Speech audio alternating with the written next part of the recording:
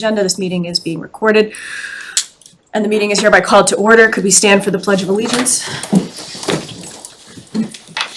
Pledge of Allegiance to the flag of the United States of America and to the republic for which it stands, one nation, under God, indivisible, with liberty and justice for all. Thank you very much. Could I get a motion to sign Treasury Warrant 2625 and 26 Payroll 25? So moved. Second. Is there any discussion? Sorry. All in favor? Oh, aye. Wait a minute. Shut the phone. Second aye. And Dib, aye. Thank you very much. And we have minutes from May 27th, the regular meeting. Those were in your packets. Get a motion to approve. Motion. Thank you. Second. Thank you. Any discussion or changes? So that's as presented. All in favor? Oh, aye. Wait a minute. Second aye. Aye, thank you very much. For public comment, I had a couple of things and I closed the window.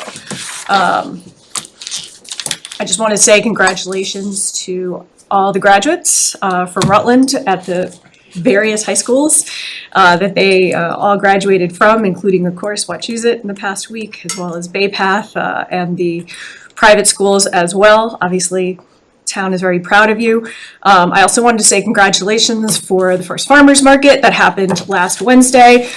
Just like every good farmers market, if you want bread, you have to get there early. I did not get there early. But had I gotten there early, there were already the makings of a really good burger. There was bread, there was beef, there was microgreens, there was somebody who had pickles and relish, and so they're off to a great start. Hope you'll go this Wednesday. They are back again on the Common. I was remiss at our last meeting to recognize the 5-year anniversary of John Sanji.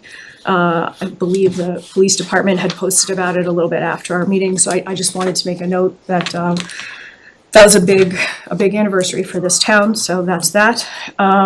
Is there anybody on the board who had anything for public comment announcements? Okay. Onward. Thank you. Name and address, please. Lou Carniccioli, 18 Blueberry Lane, Rutland, Mass. Two things, I'll try to be as brief as possible. Douglas knows that's virtually impossible for me to be brief, so I'll try though, Doug. First of all, I want to comment on the 3-level meeting I attended the other day. I thought it went very well. I was impressed. I thought people were in control. You did a good job, Madam Chair, of directing everybody in the right direction. And I thought people were very civil with one another. The only exception was at the end of the meeting, just near the tail end of the meeting, a member of the Finance Board made a remark concerning the previous chairman of the Board of Selectmen about her being reluctant to send information out, so forth and so on. And I was a little bit taken back by that, and even more taken back by the fact that 4 members of the Select Board who served with her last year sat quietly and never called her on that. And I was a little bit surprised by that because, as you know, I was a selectman. In fact, I was fortunate enough to serve my 9 years with Doug, a really good guy. And 3 of those 9 years I was chairman. So I know what the role of the chairman is. And yes, I ran meetings, and yes, I would represent, and yes, I would do this. And there was, and I can read it for you, but I won't. It's right here on my phone. I looked it up. But I was just one of 3. I had no extraordinary power. I couldn't say what was going to happen or what was not going to happen. I ran the meeting, but when the meeting had an agenda. And so I was kind of surprised that that remark was let go.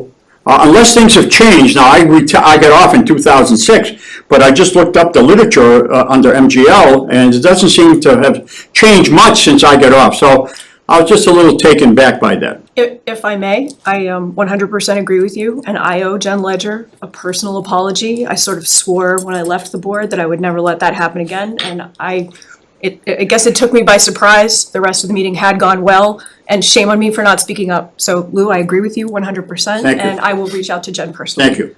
Now, my second point, again, I'll try to be brief.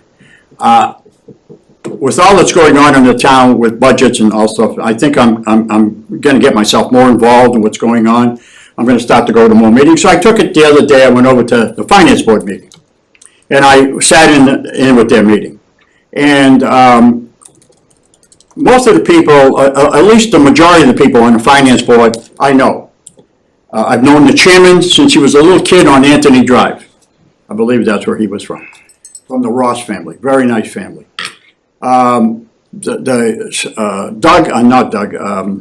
Rushala, I mean, when I was in 9 years that I was a selectman, he was the fire chief. So I have some thoughts about these people. I think they're honorable people.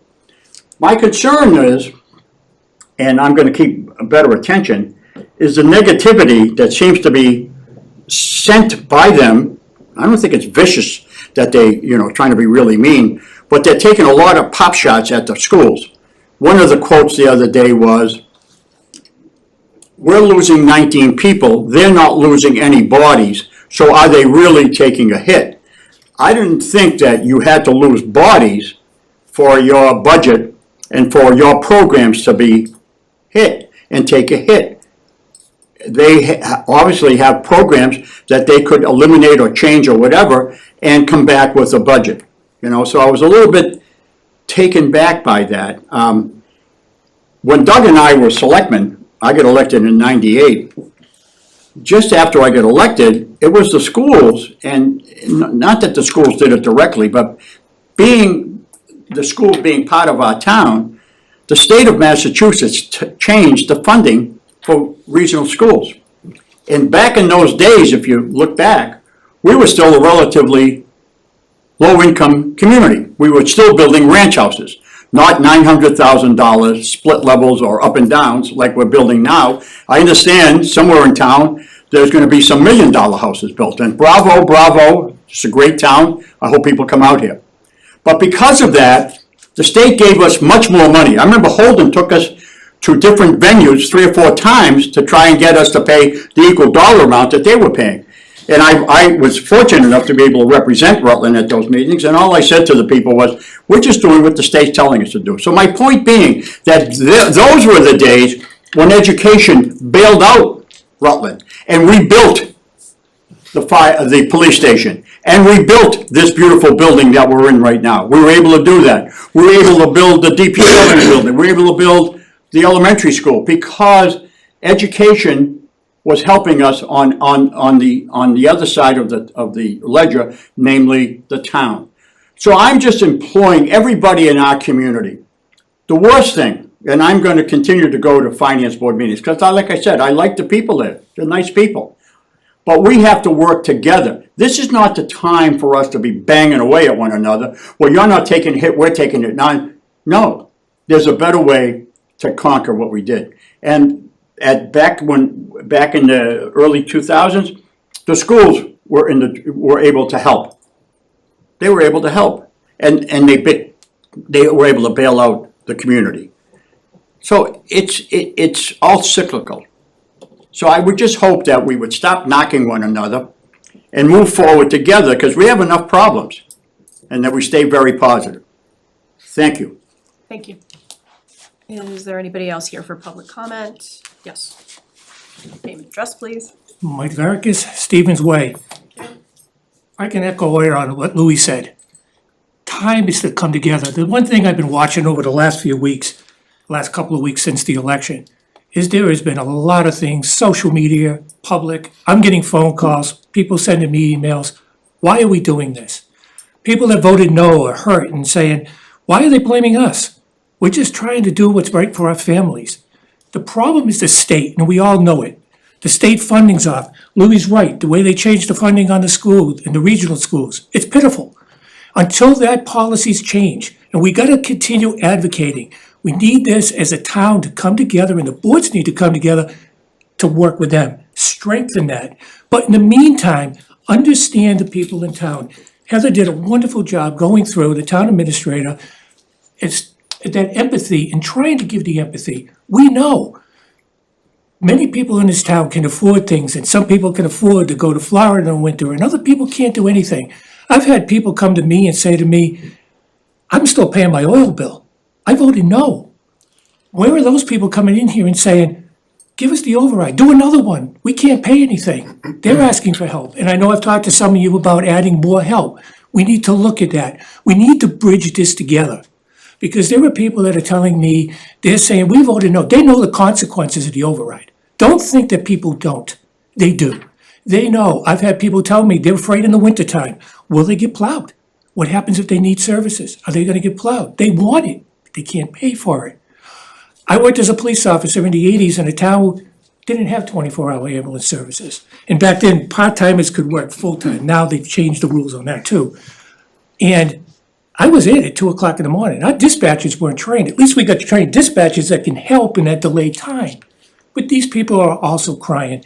They want to work together. And I think what we need to do is find a way to bridge the gap and bring everything for the services of the people to help them as much as we can. And even people with higher incomes.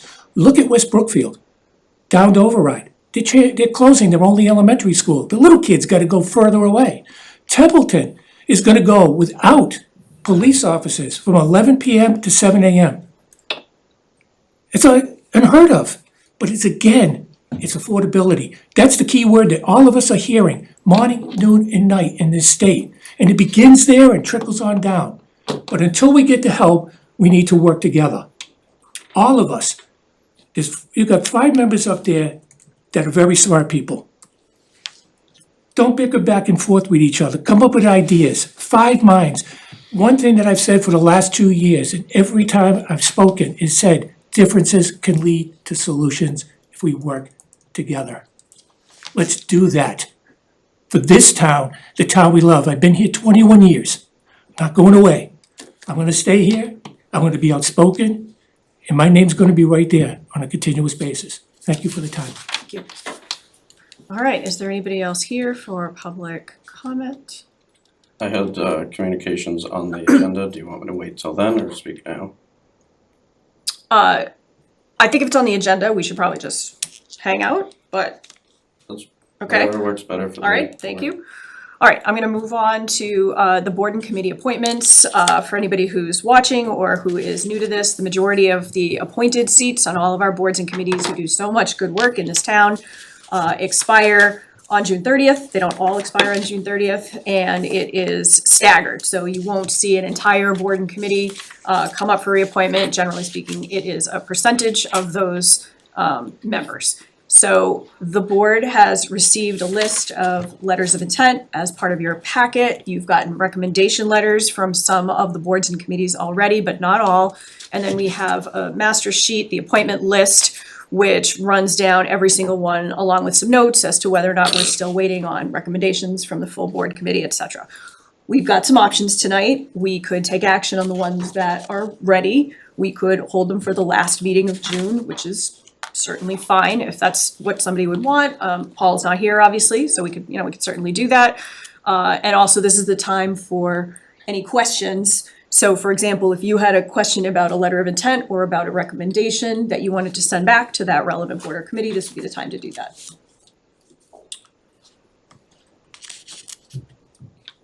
I think with Paul not being here, I think it's worth waiting to do them. If we're already considering waiting to do them, I think we could wait to do them until Paul is present to give his opinion as well. Okay. Seems appropriate to me. Okay, yeah, I mean, we've got several that we're still gonna be waiting on anyway, so RDIC, we're waiting, I believe, Earthworks, we're waiting, I'm just looking at the highlighted in yellow here. We've got, a little bit of a slightly complicated one on conservation, not that complicated, yeah.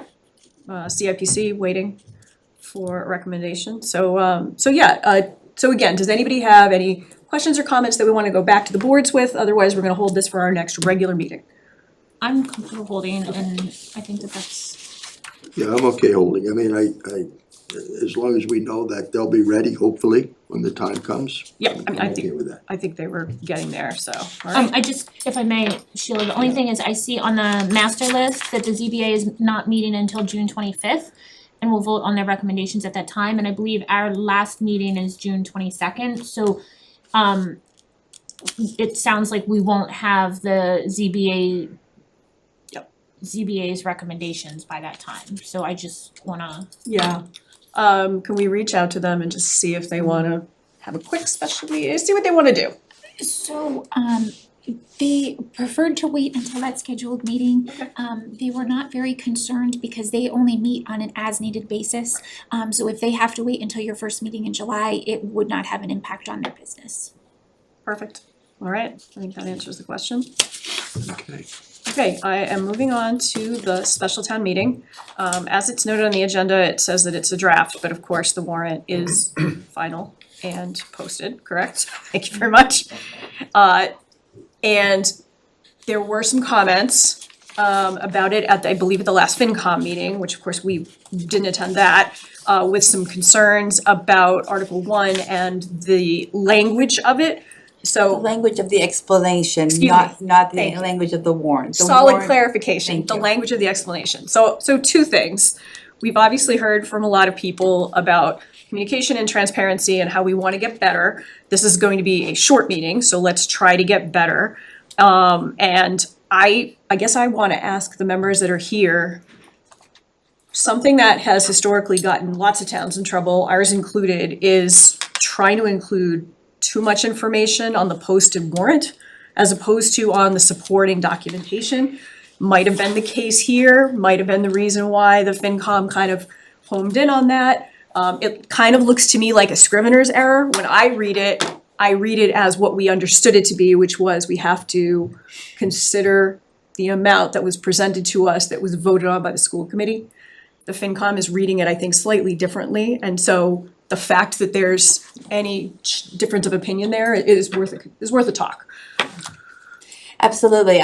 I think that the Rutland's custom of including explanations on your posted warrant might be worth a look, especially when you're having a special town meeting and your window for the review process is so short.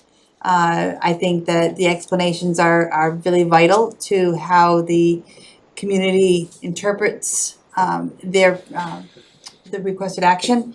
And I think it is definitely worth having multiple opportunities to review and discuss. But with a special town meeting warrant that is only open for a couple of days, and the custom of printing explanations in the posted warrant,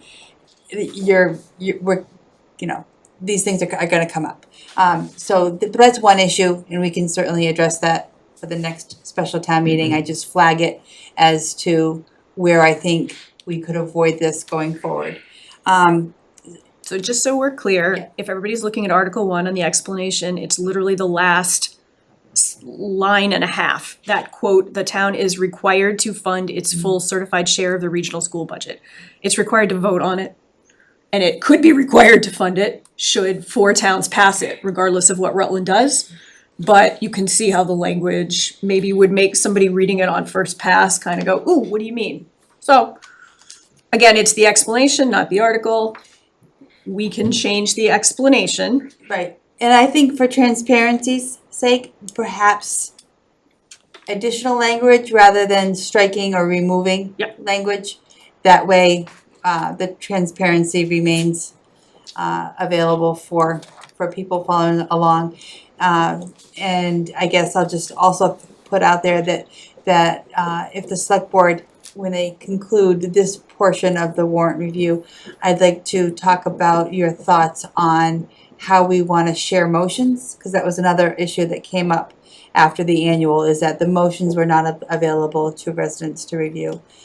So how this all comes together as a package that can be just shared with the residents in advance of Tuesday's meeting. Great. Thank you. So is it fair to say we wanna make some clarifications to that when we release the motions document at least? I mean, I think all you have to do there is just add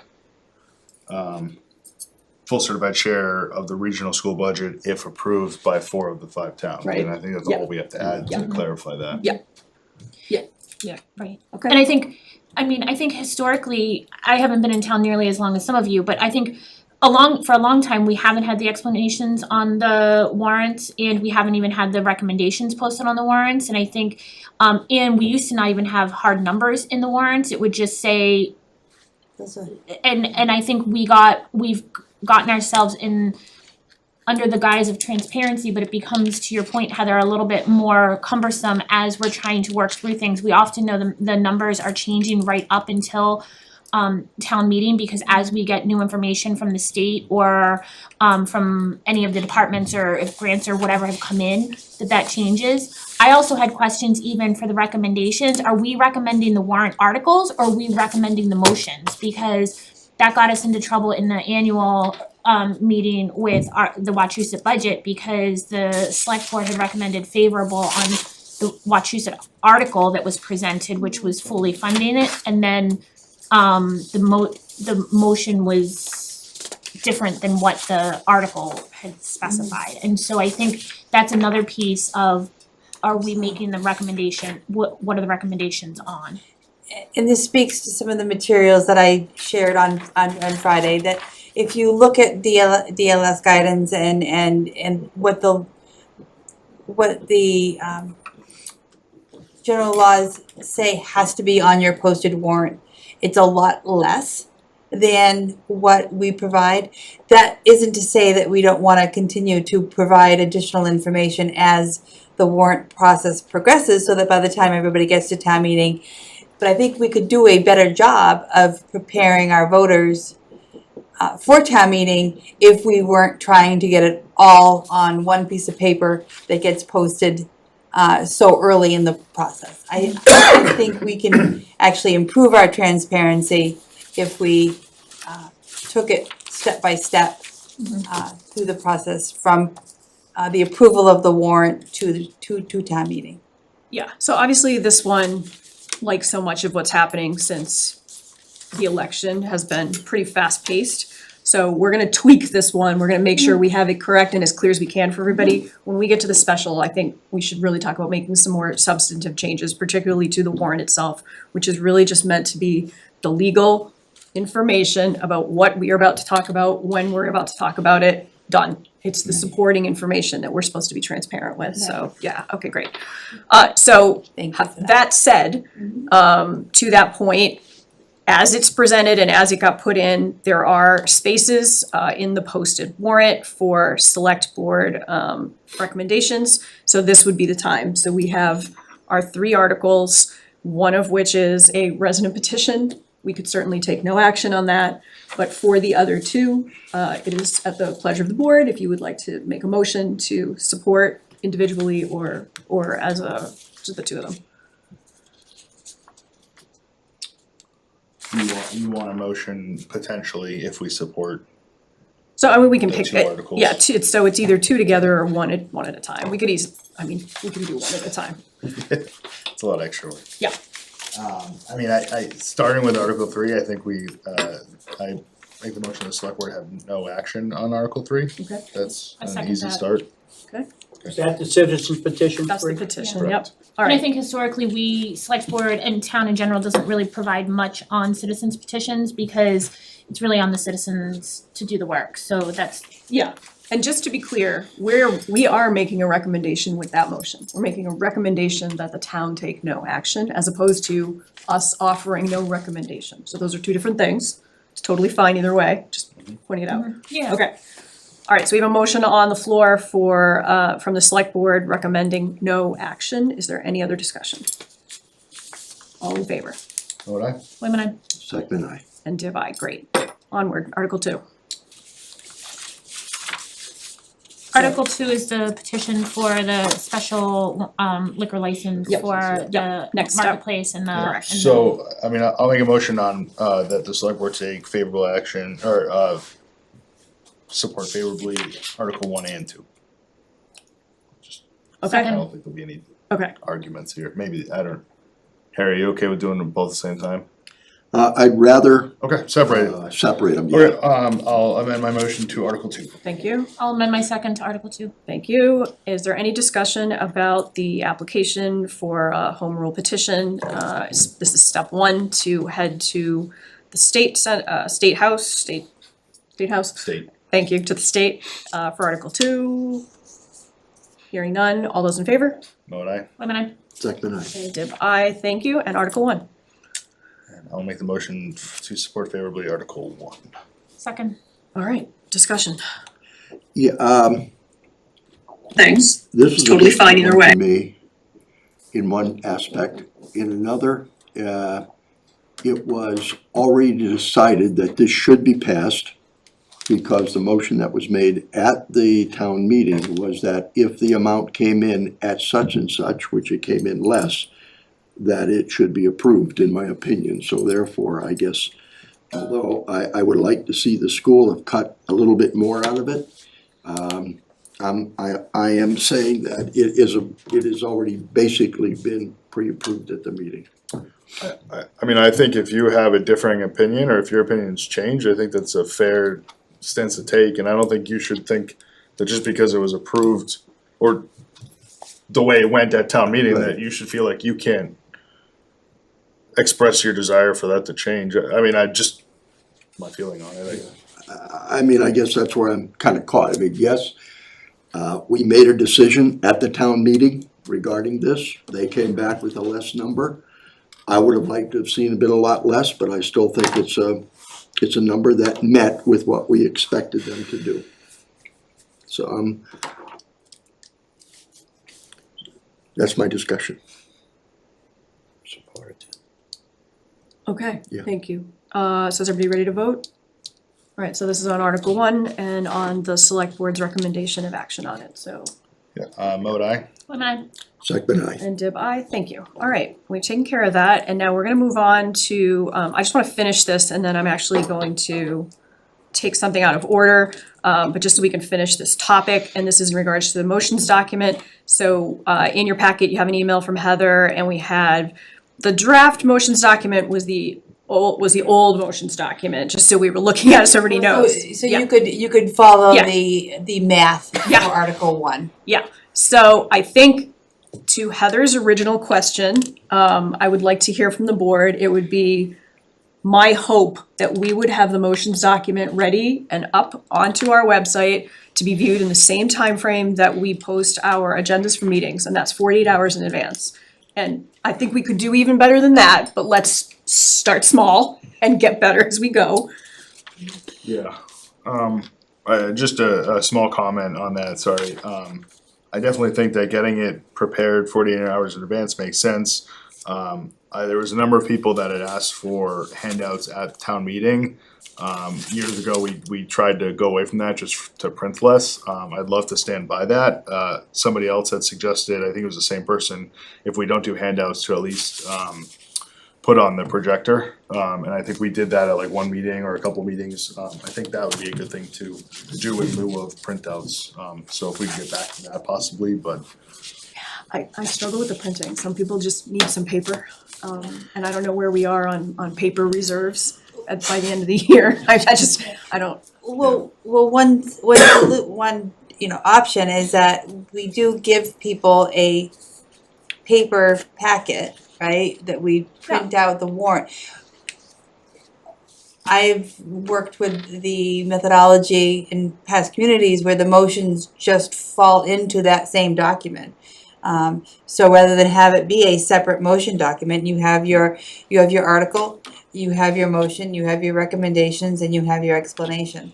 And it all just is in a single packet that the community can follow along with. Because I think if you do a separate packet, not only are you spending more paper, but you're also asking your voters to go back and forth between two documents, right, which can get confusing.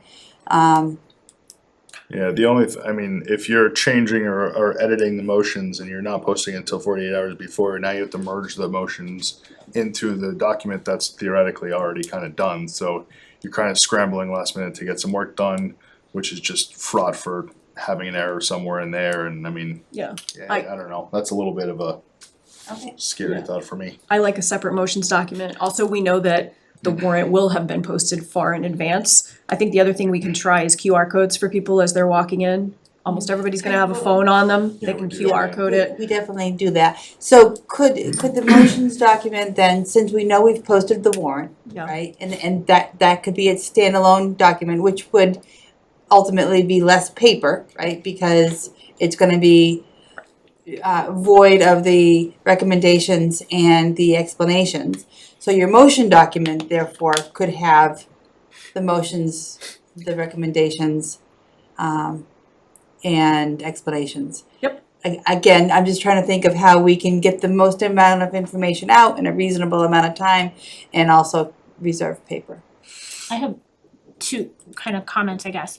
One is I'm a big fan of the projection. However, I've heard a lot of comments that it's really hard to see from all over the place depending on where you're seated at Glenwood. And even at Naquag, it's really hard to see the screen. And so I think while I would love to be able to work towards that, I don't know that we're there yet.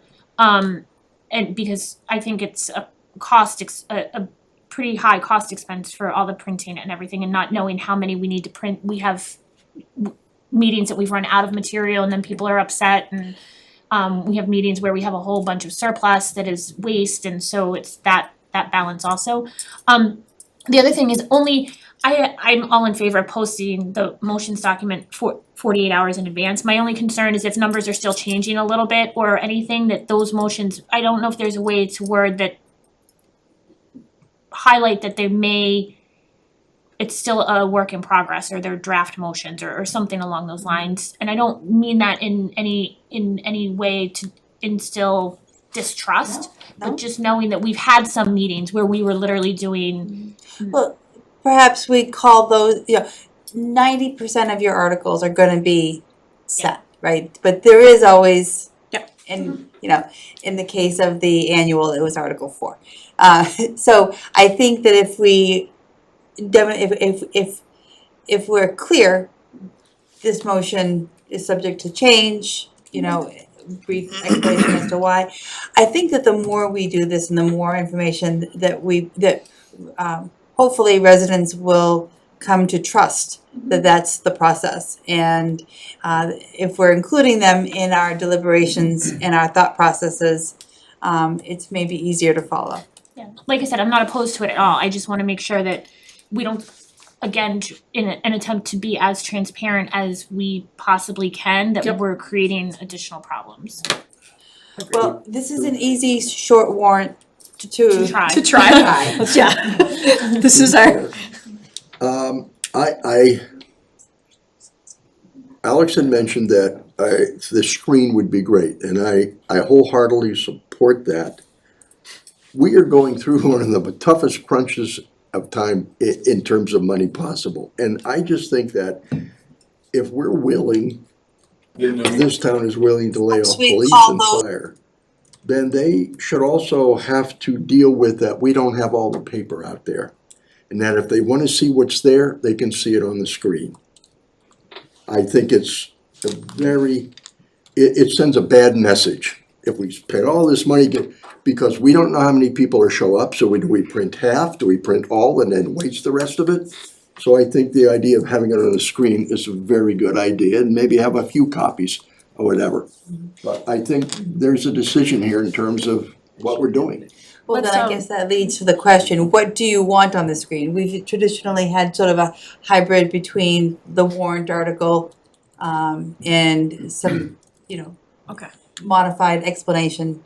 Again, to the point that this is so short, it's only 3 articles. Let's do a quick deck where it's 6 slides. One slide is the article as it was written that everybody should have seen. The next slide is the motion.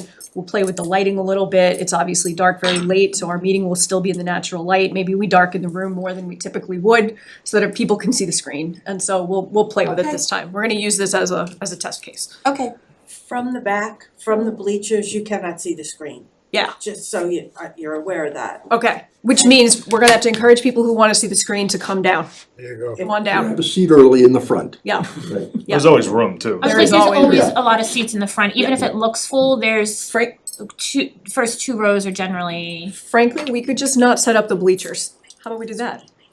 I don't think we're gonna. This year we would, for annual, we would have needed the bleachers, Oh, for sure. fair, true, okay. Yes, Madam Chair, would it be possible, where so many people are tech savvy, I'm not, but many people are, that people could be there looking at it on their cell phone yes. from the website of the town, and they could then follow, those who choose to follow it that way can read as we go along. Yes, That that's should the, be a possibility, that's the correct? QR code issue, and I mean, I would encourage anybody who works with laptops to just bring their laptop. I don't bring my phone when I go to town meeting, I bring my computer. so I don't, that's just me. Even more better. Yeah, sure, yes, I name and do address, I do like, Megan Rokicki, 17 Pride thank Lane. you, sorry, I That's okay. gotta get back to her.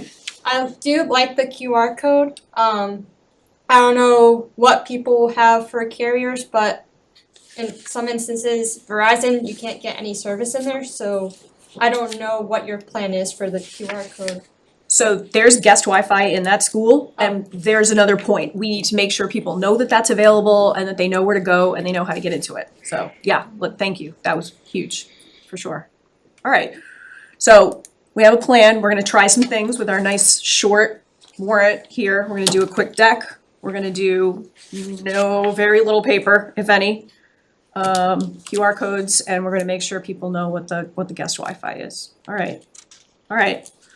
I'm sure it's not gonna be perfect, but hopefully it will be better.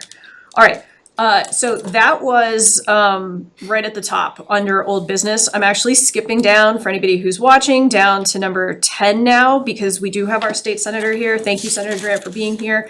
And just to give you. Thank you for taking me out of order. And we have Representative Ferguson as well, thank you.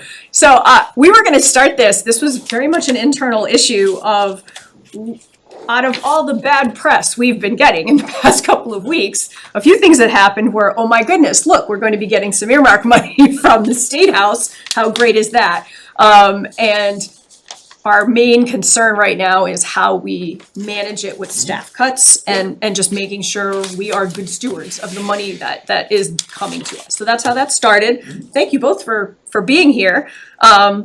We were gonna do a quick explanation and history of earmarks, but you're probably the better people to do it. Well, I was gonna say, if you want me to, I can kind of talk about the process, because it can be confusing, it is a lot of different steps.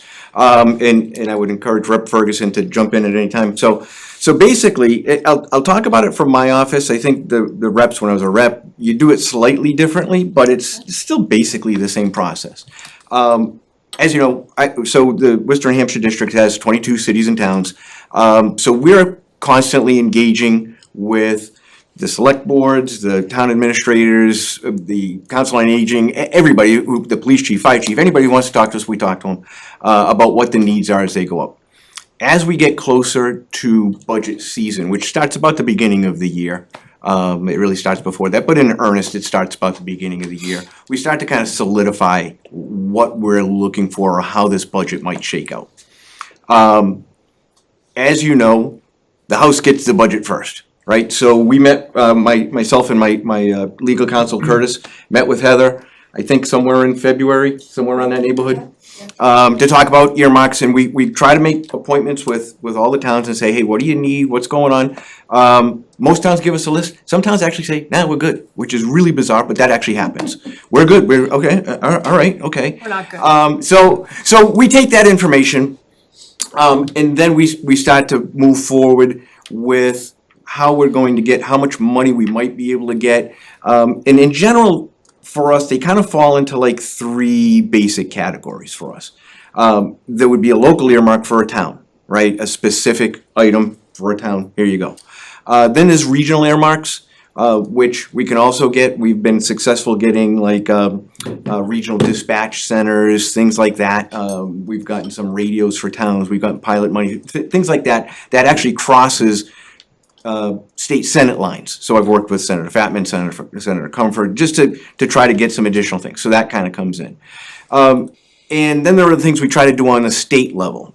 Regional school transportation we're always pushing on, special ed circuit breaker, things like that. That we try to get in. So the negotiations kind of start at that point. So as we mentioned, the first thing that happens is the House starts this process off. And Rep. Ferguson, I know Heather, you had sent over the information to Rep. Ferguson about a couple of earmarks for the roof and for the roof and the pool. Yep.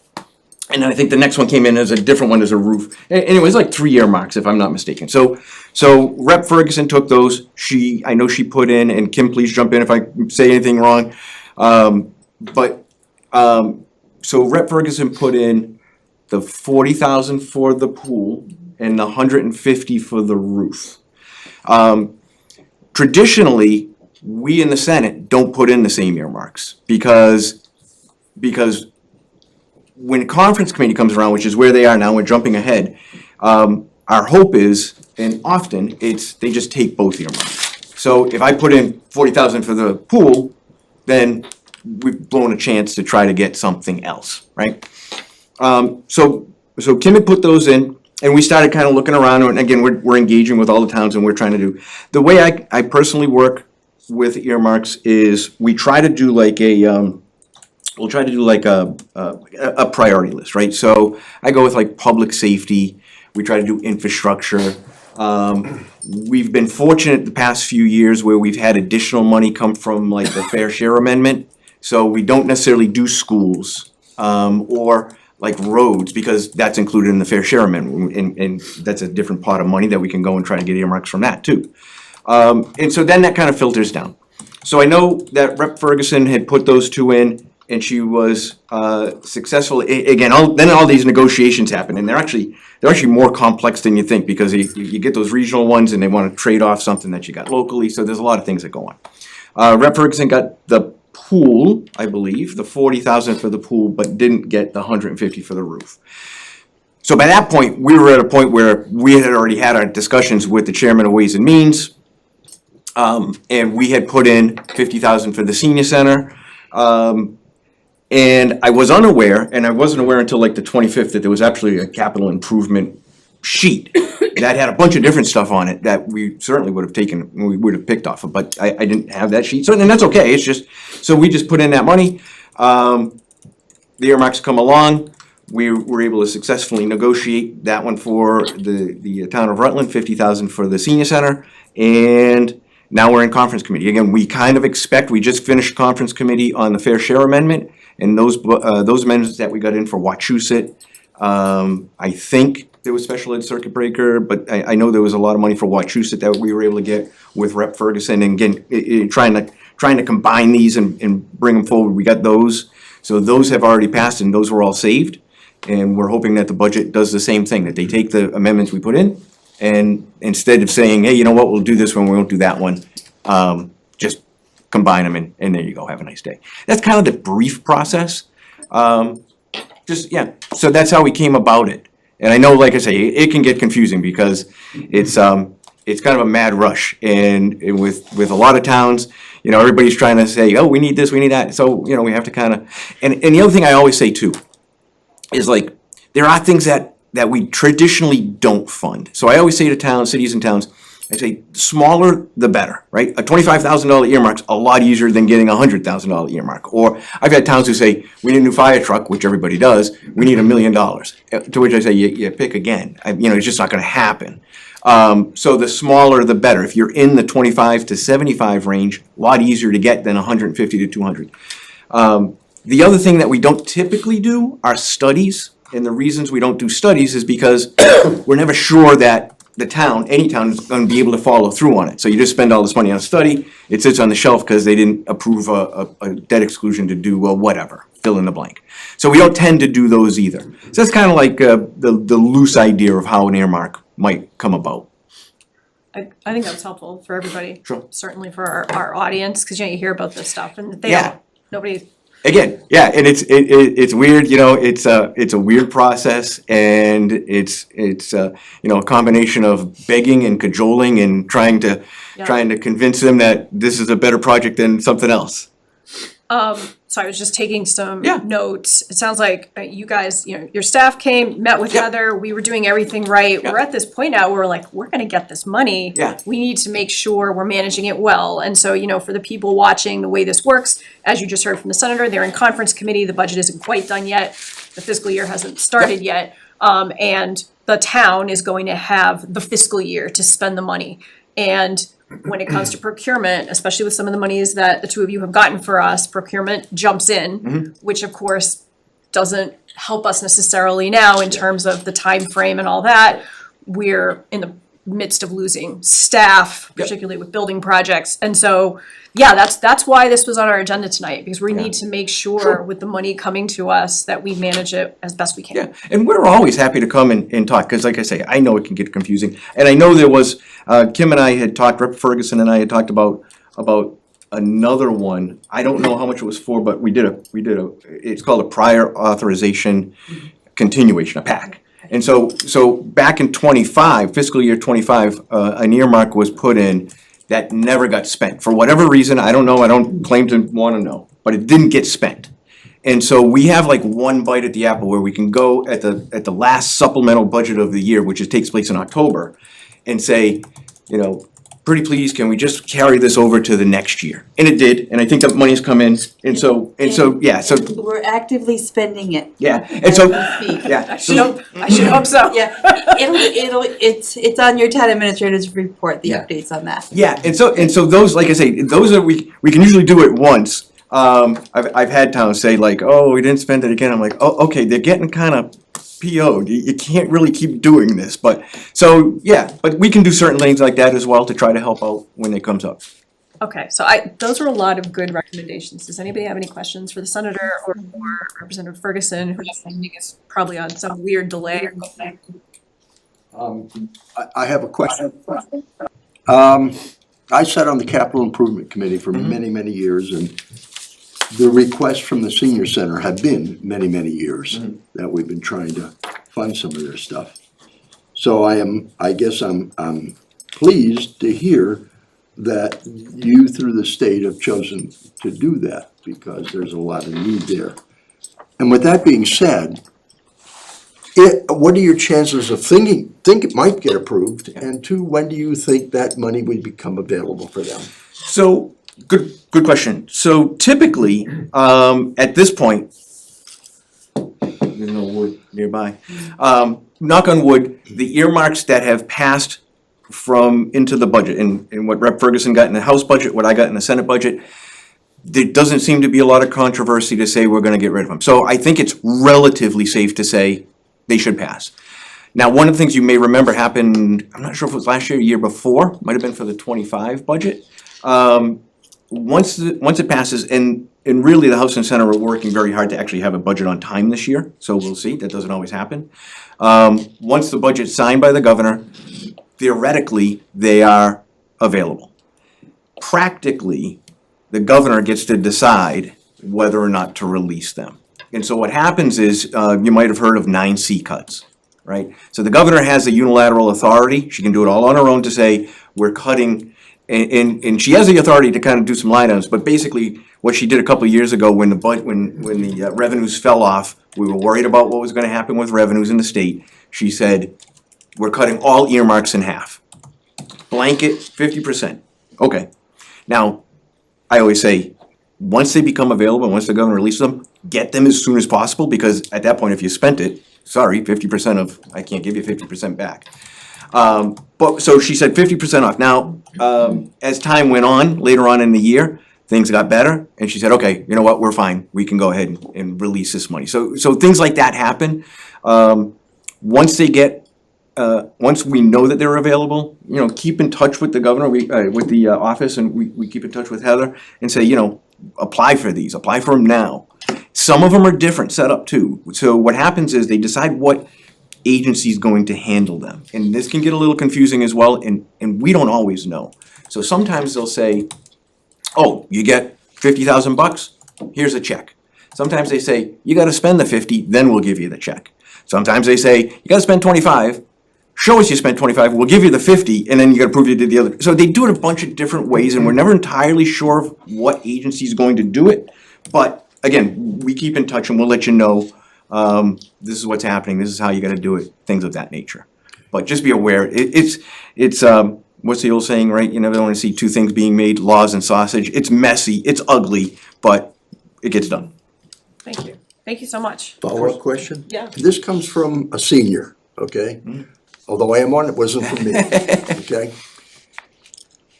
They have been, this was told to me, and I'll use basically their words. We've been struggling here at the senior center for a long time. If we get this money, will it go to specifically the senior center? Or does the town have the right to decide where they want to put it? It is earmarked for the senior center, so it wasn't just a general appropriation, it says for the senior center, so it would have to be spent that way. Yeah, and there are some instances, it doesn't happen often, but I can think of one instance that happened in my town of Spencer where we had allocated something for the fire department. I think it was a truck, and everybody was joking because it was some kind of light tower. I don't even know exactly what they said they needed. It was like, here, we need this light tower. And afterwards, after it had been gotten, like 6 months later, they're like, oh, yeah, that's not gonna fit. It's the wrong one. We had it all messed up. And they said, can we use it for maybe a truck or something? It's still within that parameter. So we had to do a pack and carry it forward and say, this is now for, they let you change like, again, instead of this light tower, you could change it and use it for, I forget what we did, but it was still within the fire department. So they let you change a little bit, but the departments are the same. They don't let you just say, okay, I'm gonna take that money now and instead allocate it to, you couldn't allocate the money for the senior center and say, I'm gonna buy a police cruiser with it. They won't let you do that. Okay, so because like the senior center money, the language looks very broad, Yeah, but it's senior center broad. right, Okay. yeah, exactly, good point, and it's a good way to put it. Okay. Yeah, and we do try, actually, it was after the incident with Spencer, where we try to make it as broad as possible within that category. Okay. But again, because it kind of goes to the executive, which executive department it's gonna go to and how they administrate it, so it's got a set of rules, but that's basically how it works. So basically, your job in getting us this was to get us this. Yeah. And that minutia comes into play. Yeah, it's just an interesting process because, like I say, there are a lot of towns, and we try to do. I think we're mostly successful. Is, there's never enough money to go around. So if you get money this year, or if a town gets money this year, you're probably not going to get it next year because there were 12 towns or 15 towns that didn't get anything. So we'll give them some money. So we try to spread it around. We try to. It's a juggling act, and then you have to, like I say, you kind of have to negotiate how you're going to do it, what other earmarks you got, what you're trying to do, what you're trying to accomplish on this. It's an amazing amount of fine-tuned negotiations that you wouldn't actually think has to take place, but it does. Does each senatorial district, which is population based, obviously you have so many more towns than some of the other senators do, but do you start with, does everybody start at least with about the same number? Yeah, it's not quite as simple, but yes, you start with kind of like this base amount, but again, when you talk about regional, then you're trying to, that kind of expands, because, well, I'm sharing it with Joe Comerford, and Right. there's gonna be some there, and so, and then you're trying on the state level to try to get more, UGA money, right, which we passed an UGA, unrestricted governmental aid, to try to relook at that formula.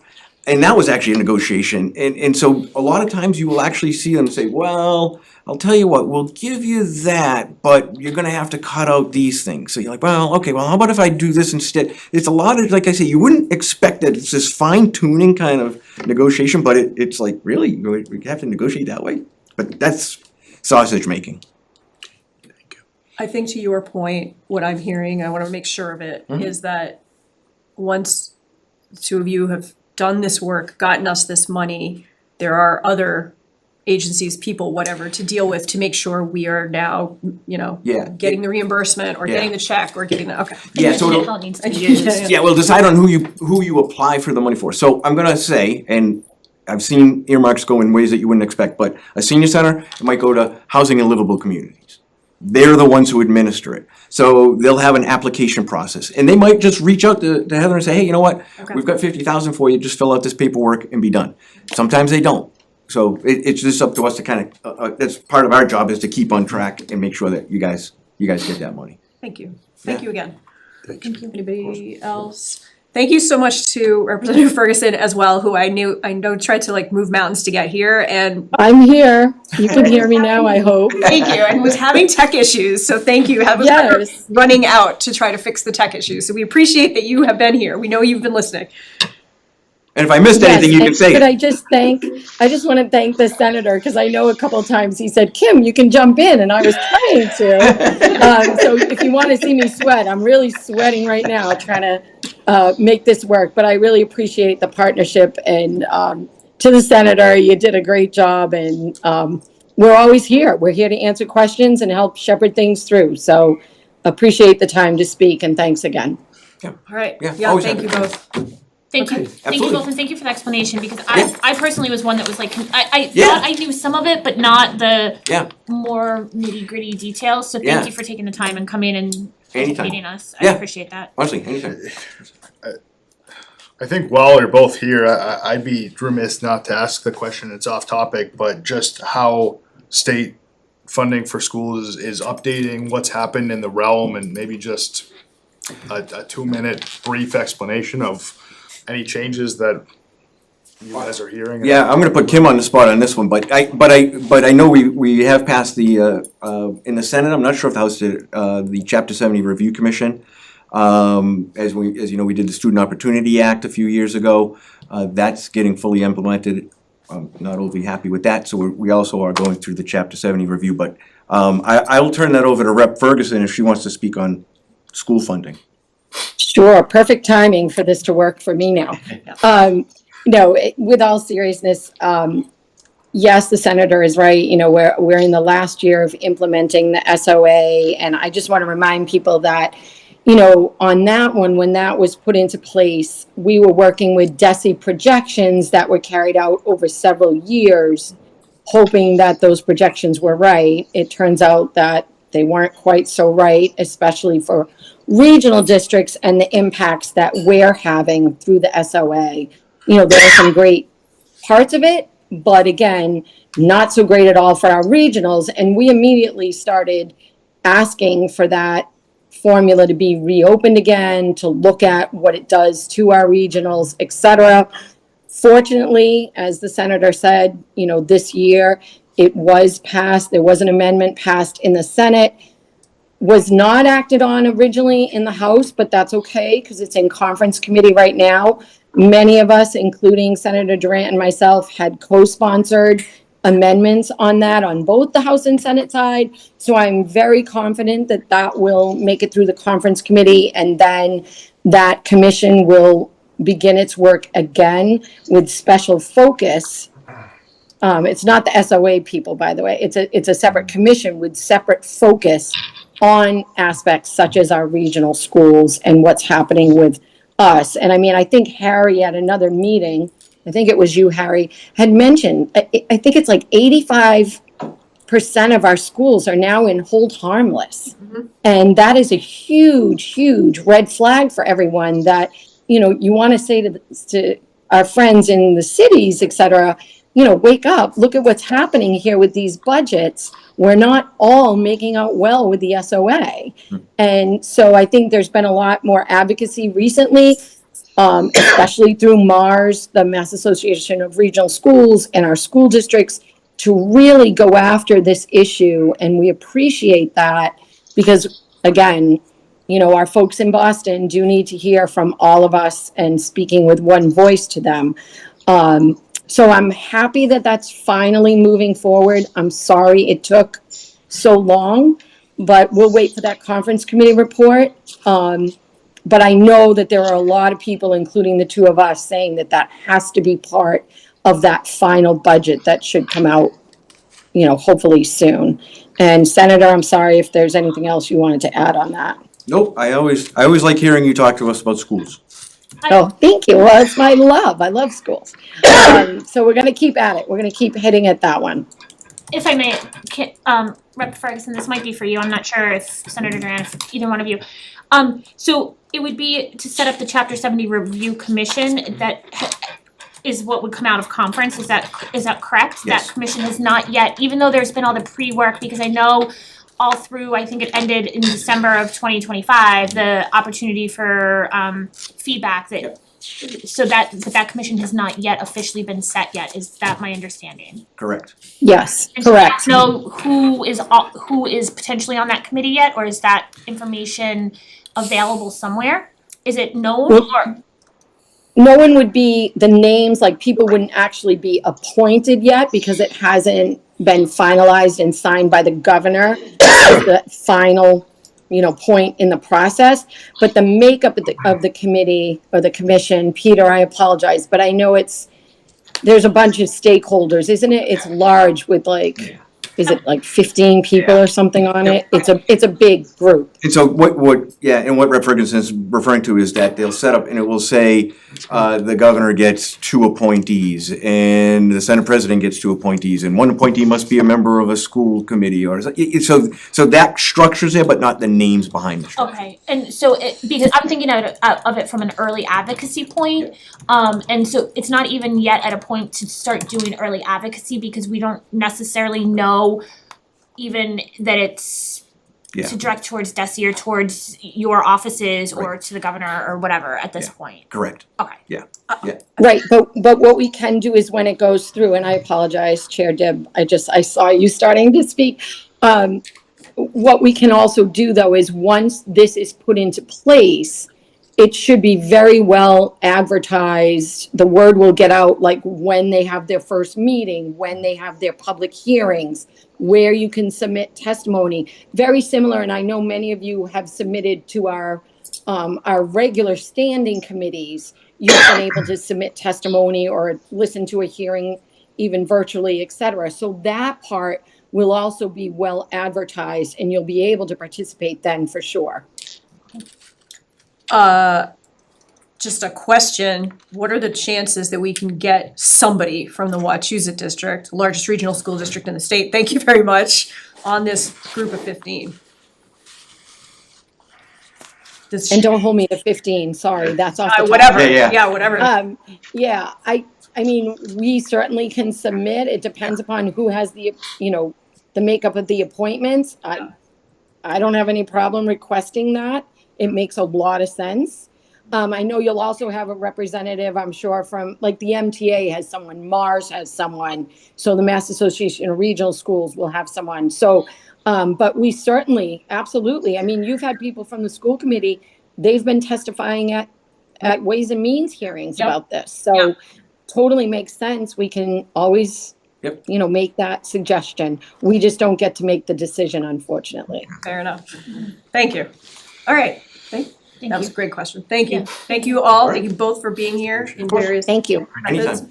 Thanks, Kim. Thank you. Have a Thank good you. night. Thank you both. You too.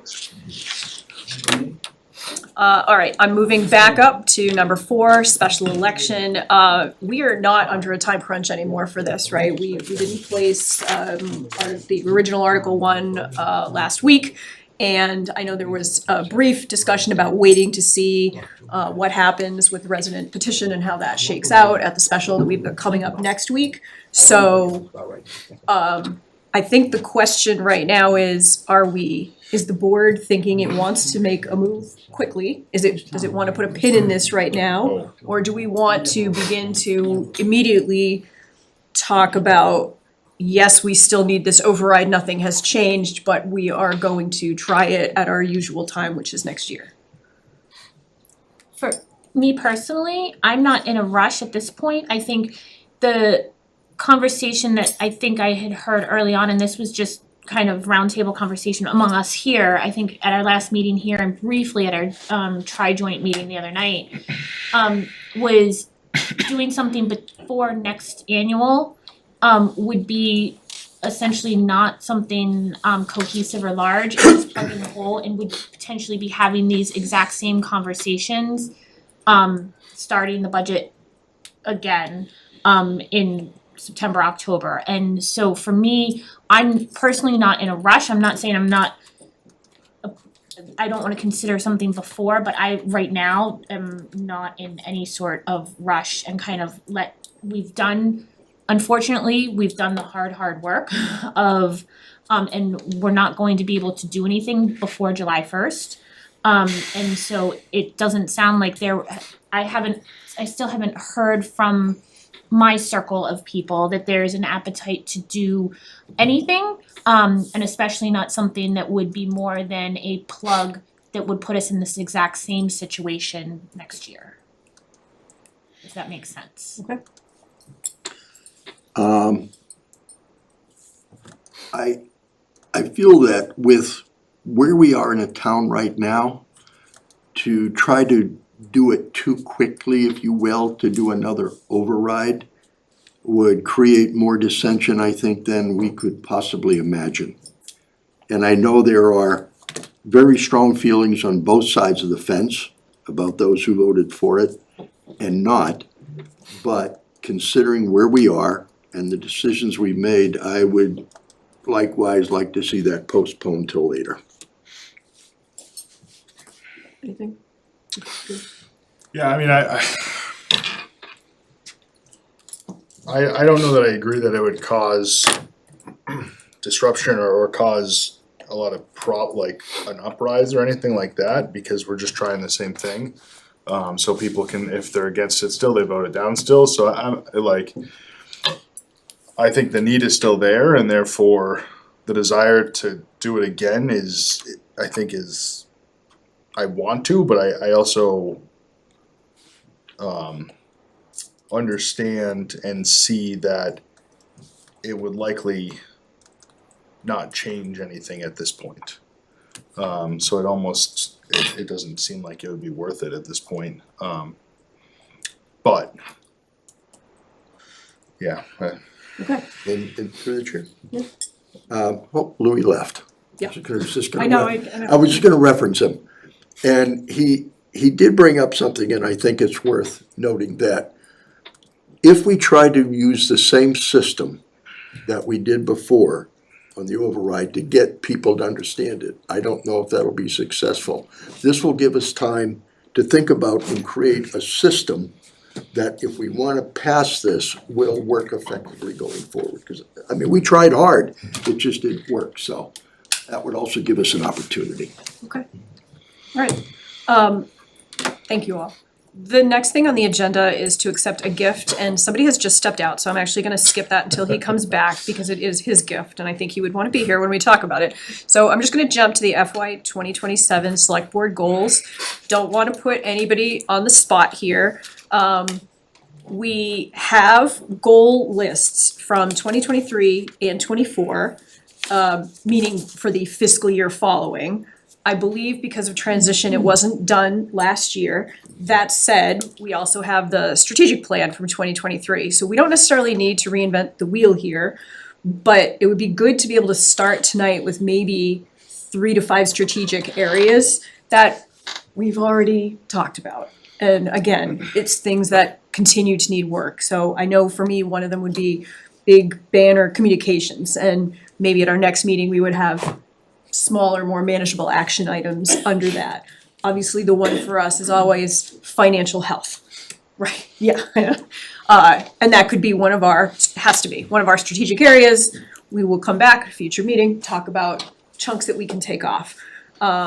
Probably we should be talking about capital, and whether or not it's time to do long-term prep for the town to take on debt for a capital project, and that's something obviously that Harry's more the expert on. Just throwing these out here. So again, for tonight, I'm sort of hoping for just some umbrellas. And if those sound good, that's fine. If we want to add or change them, also fine. And I pulled those directly from where we were, even the past couple of years. If I may, one of the things that has started about maybe a year and a half ago, started looking at is, and I think Leah had started to get involved in this, and then kind of with the change, things, all of us didn't pursue it, is creating not a committee, but a roundtable of the towns with the school to start acting as a regional unit in going to the state for our education. Rather than each town trying to do it, the impact of 4 or 5 towns plus the school, I think would have more impact. I did mention it to Superintendent Riley, but nothing, I just mentioned that's something I think we should look at. And I also felt like where he has the school, he would probably have the ability to create a more powerful effect if he kind of led the charge. But that's just my thought on. I think that's a great strategic area. So basically regional activism. And I mean, we kind of just heard from the senator where some of these earmarks could be regionalized earmarks. We could be getting more money if he ends up working with Senator Comerford, which, for that, the water thing and the Quabbin Reservoir and the aqueduct going through, that could absolutely, so I think not just schools, right? But getting more involved in Mars, taking a more active role, we have not done well at that. I can't.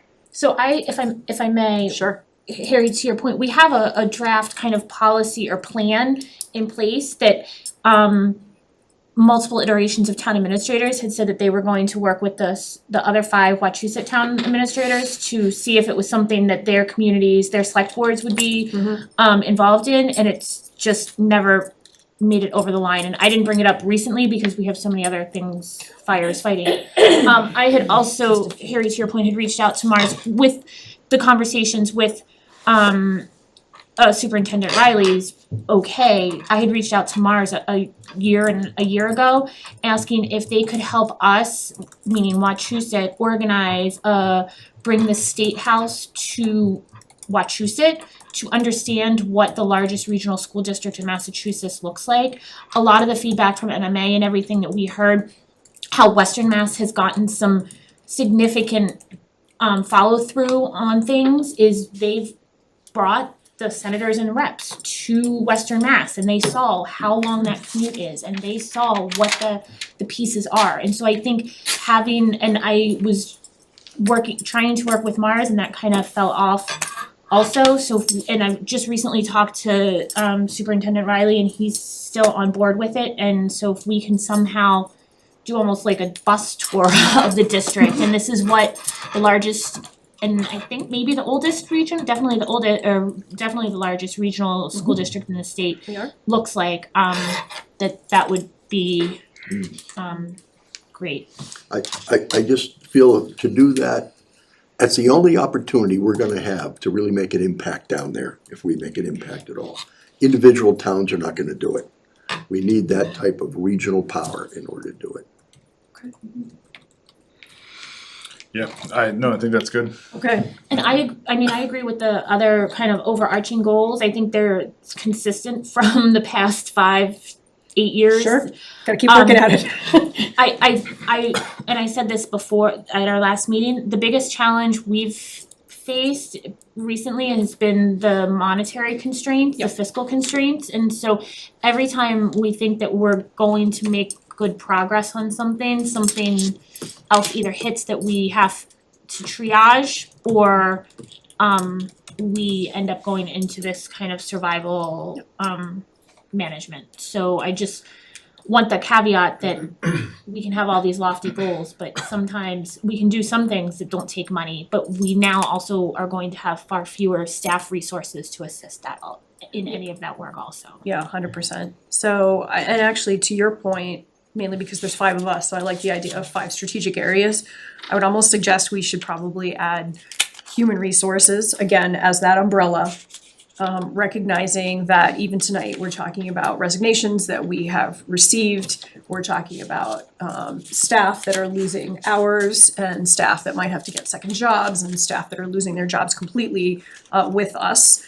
And we really should have a conversation, probably, larger across the board, about institutional knowledge, what we're losing in some cases and what we can try to save, and how we're gonna do this moving forward. We don't have an HR department, there is our HR department, so, I guess I would add that as our 5th. And it's basically our people, we can call it our people, we don't have to call it human resources. I was gonna say, I think kind of our human asset resources or something, because I struggle with human resources being that then I feel very strongly that we shouldn't be in the day-to-day minutia of personnel things, and so I don't want there to be that conflict, but I agree that just kind of offering support and guidance and transfer of knowledge and whatever that looks like for.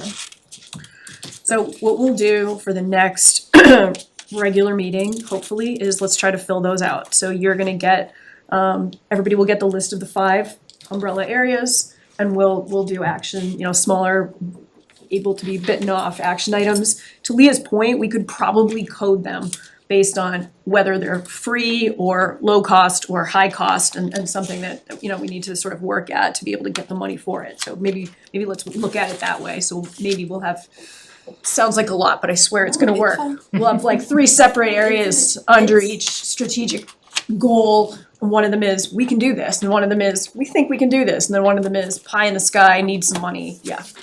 Right. Okay, our gift person is still not back in the room. Do you think he's left for the evening? He has. What? He drove away? Oh, alright, okay. Alright, so for number 5, I need a motion to accept a gift to the town. We are so fortunate to have generous people who are doing some of the work for us that in other communities, I don't think they think about it that way. We have a really amazing population here. So, we are getting a solar light for the town-owned flagpole from Mr. Cannacchioli, who just walked out of the room. I'm so sorry. Had I known, I would have put him before the senator and the Representative Ferguson. I didn't know he was leaving. Could I get a motion? So moved. Second. Thank you. With our sincere thanks, ongoing thanks, because this is one of, I think I've lost track of how many little projects he's taken on over the years and just basically done himself. I will, I know I think when he talked about it in public comment, he had asked if it could be considered to be at the flagpole at Prescott, right? Prescott, Maple yeah. and Prescott. Mm-hmm. And then he, I think, followed up and said any town flagpole would be fine, but I just wanted to put it out there that. I personally feel like for a gift, why would I give him restrictions? I think he should be able to put it wherever he wants. That's just me. Is there a flagpole at Prescott anymore? Yeah. Yeah, it's still there. Did it get knocked down? Mm-mm. Okay. Everything else there got knocked down, so. We did Memorial Day service there with the flagpole that is half lowered and. So I'm assuming he's working with DPW a little bit to make sure that gets installed right. I personally am comfortable with it, wherever this person wants to have his gift installed, he should be able to do that. Agreed. Yep. All right. Through the chair, just if I might divert a bit, now that we're talking about flags, did all the flags, you're here because you had spoken on flags, did all the flags get replaced?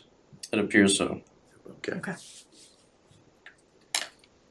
All right. All in favor of accepting the gift of the solar light?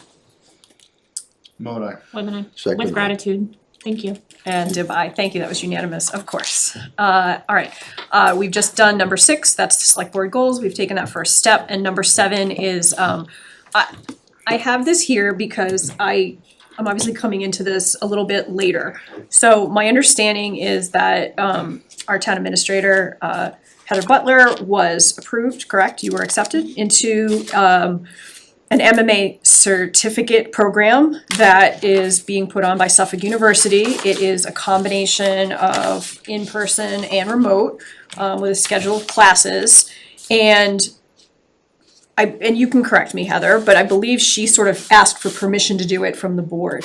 I'm bringing it up because there is still money in that line item for when you did the search for the TA.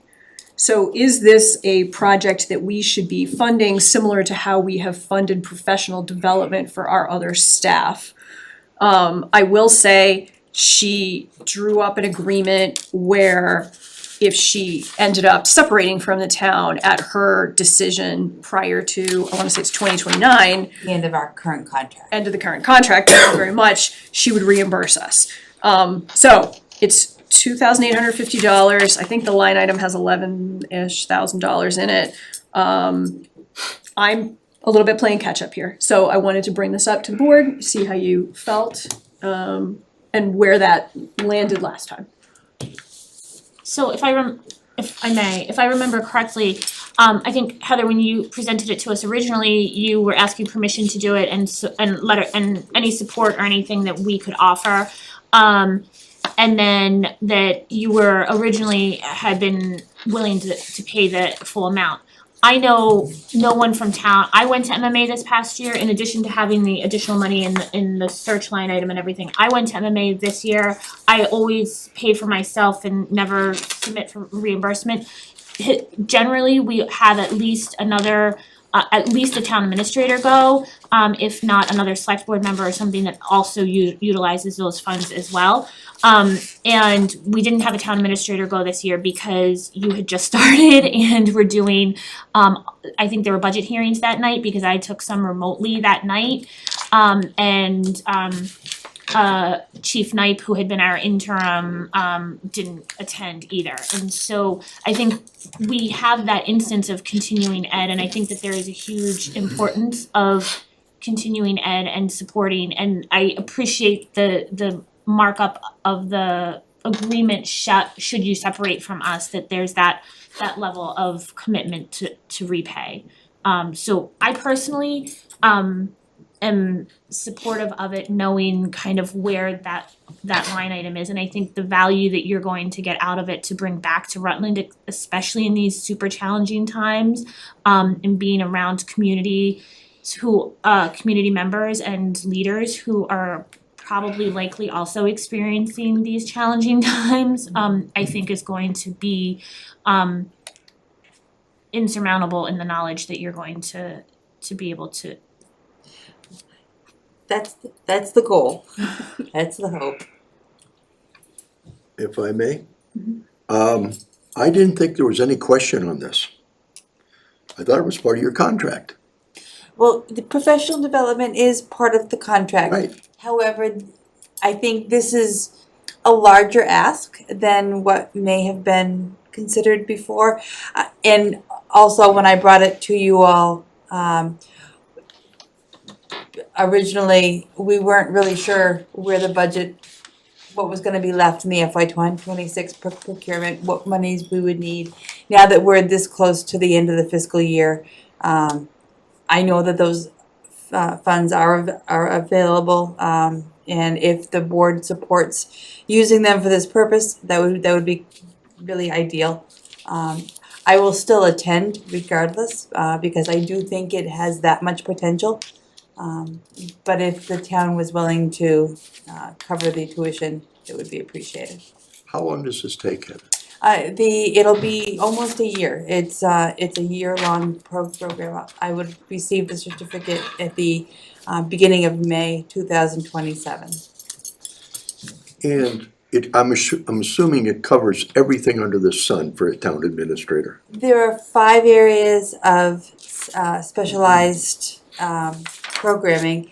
The one that I'm looking forward to most is probably the budget and finance aspect.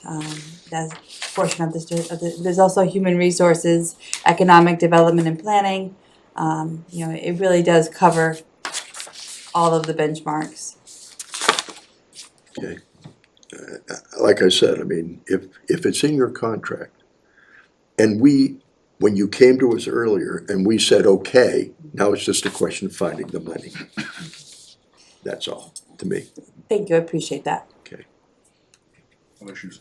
Okay, so could I get a motion to sign, actually, I guess to authorize the chair to sign a tuition reimbursement agreement with the town administrator in the amount of $2,850, very specifically for the MMA and Suffolk University Certificate in Local Government Leadership and Management.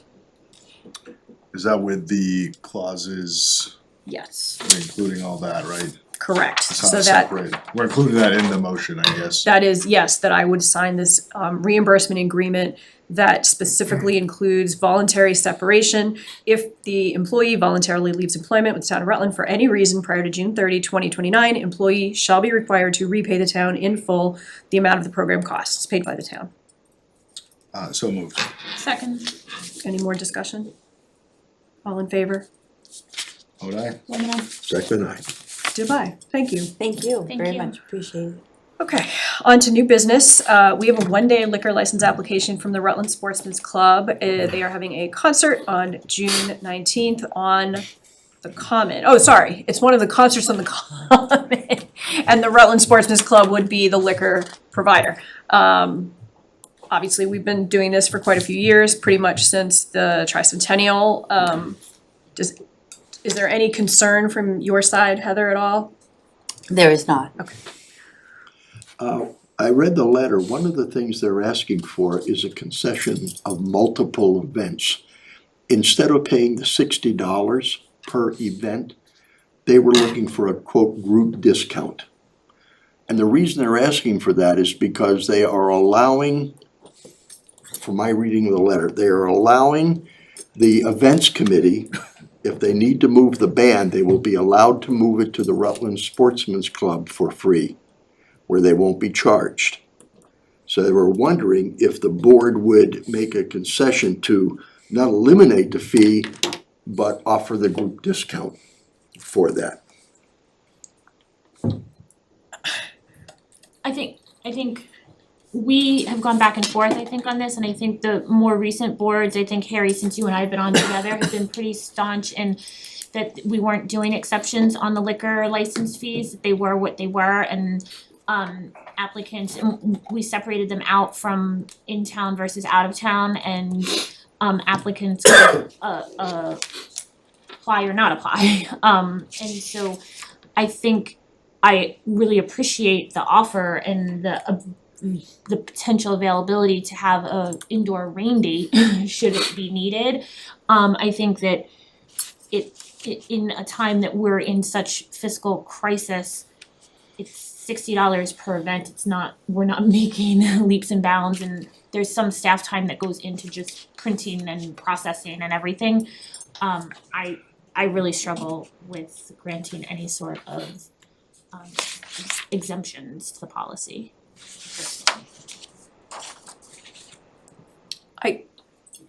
I have to say, I don't remember 100%. I don't believe we exempted for any of the 300th, and then somebody from the events committee is here. I don't think for the times that, you know, we've had Lilac Hedge, before that we had Baked is done, or yeah. I think part of some of the issues here is that I love that they are essentially giving the concert another venue, which is fantastic. What that means is on that evening, the one-day liquor license no longer applies, and they will be using the liquor license that they hold at their location. And so, assuming that I would hope they are going to make money on the nights that they are coming up to help us for the concerts on the Common, which is fantastic. It's kind of become a whole thing in Rutland that we've allowed this to happen for so many years. I would almost say, let's have them apply for the dates, and then if it's canceled, yeah, how are we gonna do that? Basically, they shouldn't have to pay for dates they don't do. Right. And maybe How do we figure that out? maybe that's the discount we're looking for. Yeah. But I think, but also I think in the past, the venues, and Tamika, I don't know if there's any history on this, but the events, there have been a few instances the concerts have been canceled, and I don't think that Yeah, no. the licenses have been Yeah, no, there's no refunded. refunds. And so Yeah. I think, I mean, that's I think a little bit where I struggle also is that what have we done in the past? And I love that there's potential that the concerts would never be canceled, that there is a backup venue. And I wholly understand that piece, but I don't know, it just seems like it's a really slippery slope to try to grant exemptions in one instance that we don't necessarily know and haven't done in the past. And I might feel differently, I guess, if it was $500 or $1,000 for a license, but for a one day, but it's $60, and we'll just hopefully have good weather on Friday nights. Personally, I don't have a problem with the $60 for the events. I mean, we made that decision. I guess I just question of, as a town, and they are a community in this, Sportsman's Club is a community in this town, that they do want to do all the events, but they don't want to see the events committee lose out either. And that's why they're offering their place. So if we're using their place, then we shouldn't charge them for the venue on the Common, unless we're looking at charging them the $60 for the license to do that, because the event itself has something different in it. So if you're playing the band event, there's a place for that. And yes, we're not charging the $60 because we're not selling them a liquor license that night. They're gonna have their own place. So should we in reality still charge them for something that they did not do? Where they have their own venue to make money, where another facility that comes in, say Seven Saws, doesn't have that facility to move a band or anything else that they wanna do. So if it got canceled, then that would be at their peril. So I think maybe where we can meet in the middle on this is essentially having liquor licenses on every agenda this summer. And it will minimize risk to them. So there's always gonna be 1 week where we don't necessarily know what the weather's gonna be. We could go so far as to hold super quick Zoom meetings just to approve a liquor license when we see the weather. Super fun, right?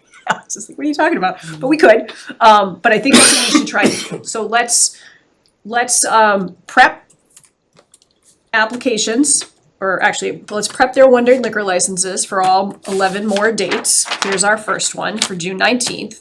We will separate them out all summer to make sure that we're not putting them in a position to have to pay $720, which they may not end up owing us because some of the dates get rained out or whatever.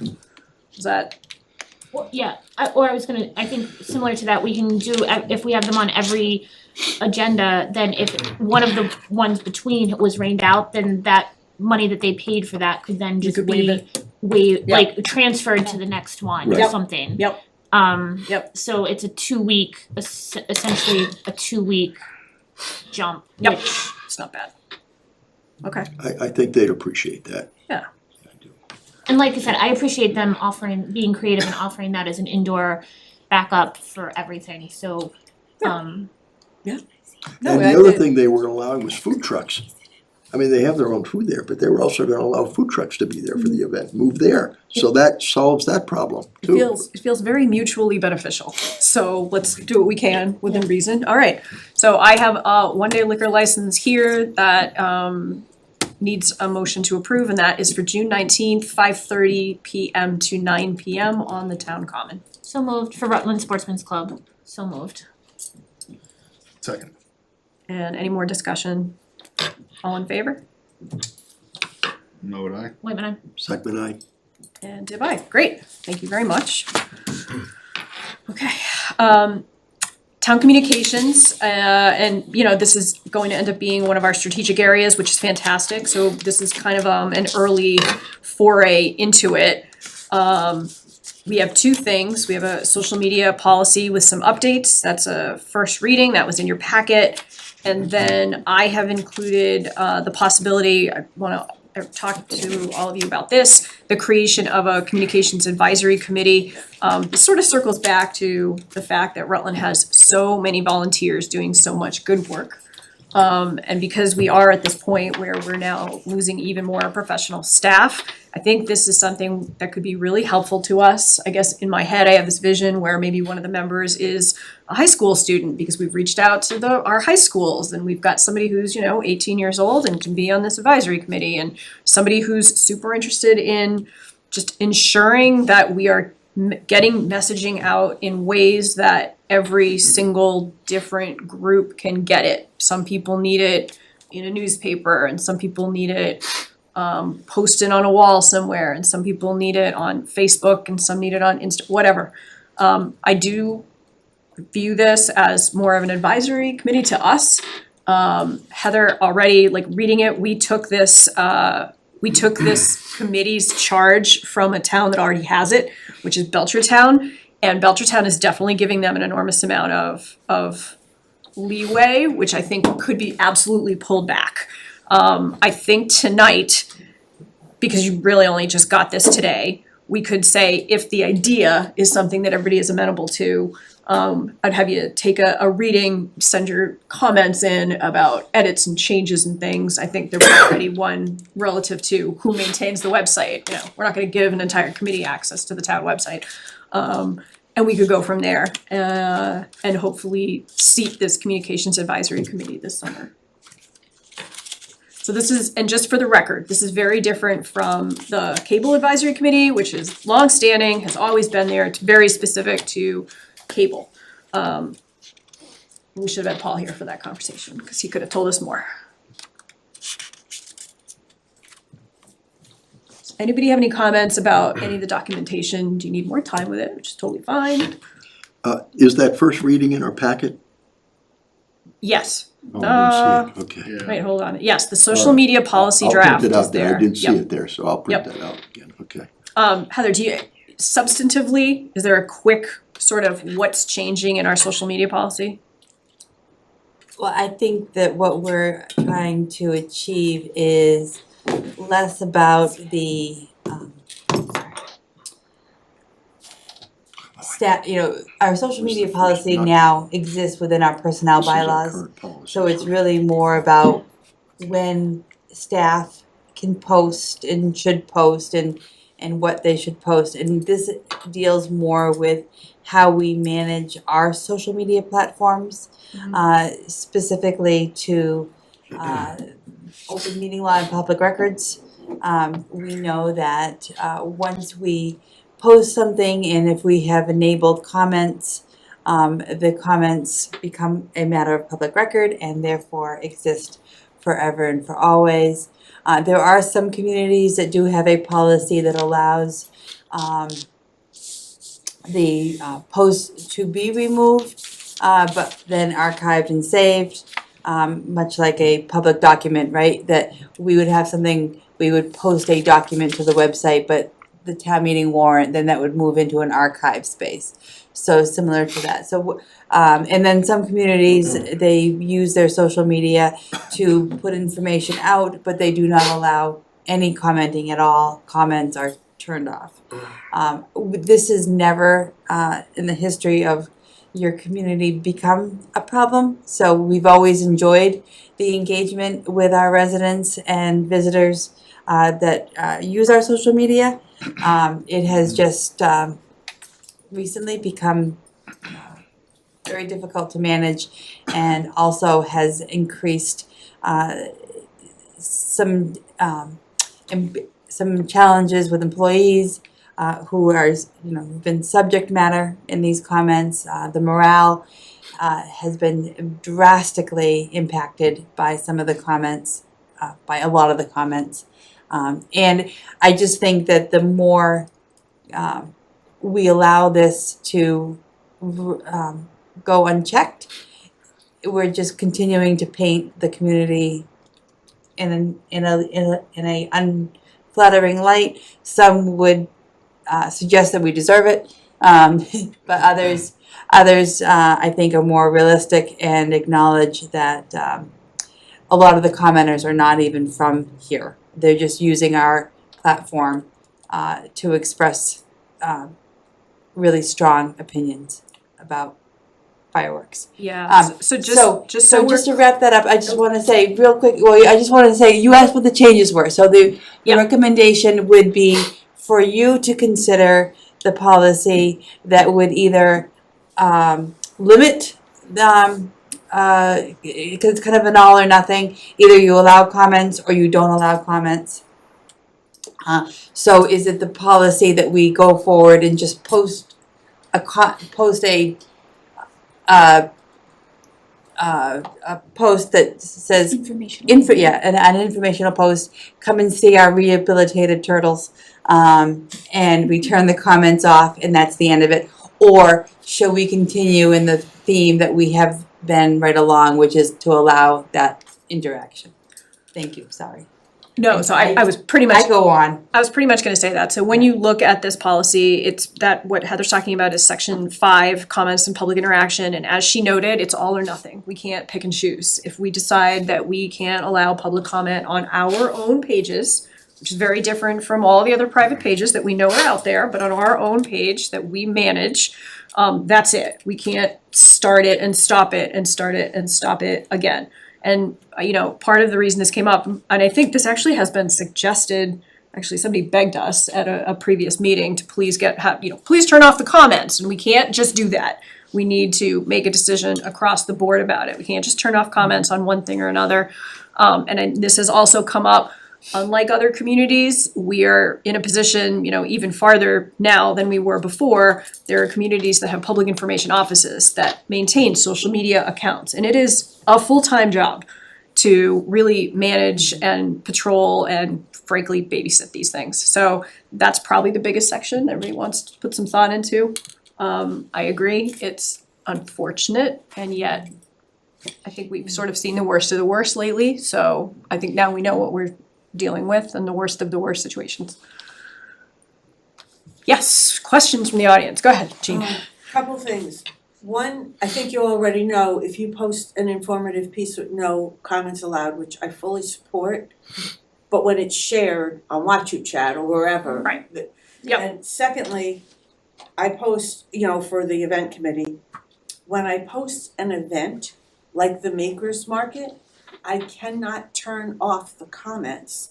And I want to, because scammers go on there and say, we still have spaces, contact us this way, and so it's encouraging people to pay money to someone who isn't us. And I don't know how to turn that off on an event. I would, if there's a way, and someone who knows a little more than me could let me know. So I have reported those to Facebook and deleted them, possibly not supposed to. I can't leave them there because people might be sending the money to a scammer. So. Yeah. I'm just quickly looking as you said that, and it's not like you can change your event to private because the event is public. No, it's the purpose. Yeah, So what I did was I put, the only way to sign up for this is through the events committee online link or paper forms as found here. I put a link to our webpage that Tamika has. Yep. And that scammers keep posting to register through them. Please don't fall for the scam. We delete the posts as soon as we see them, but want to be sure vendors do not send them any money.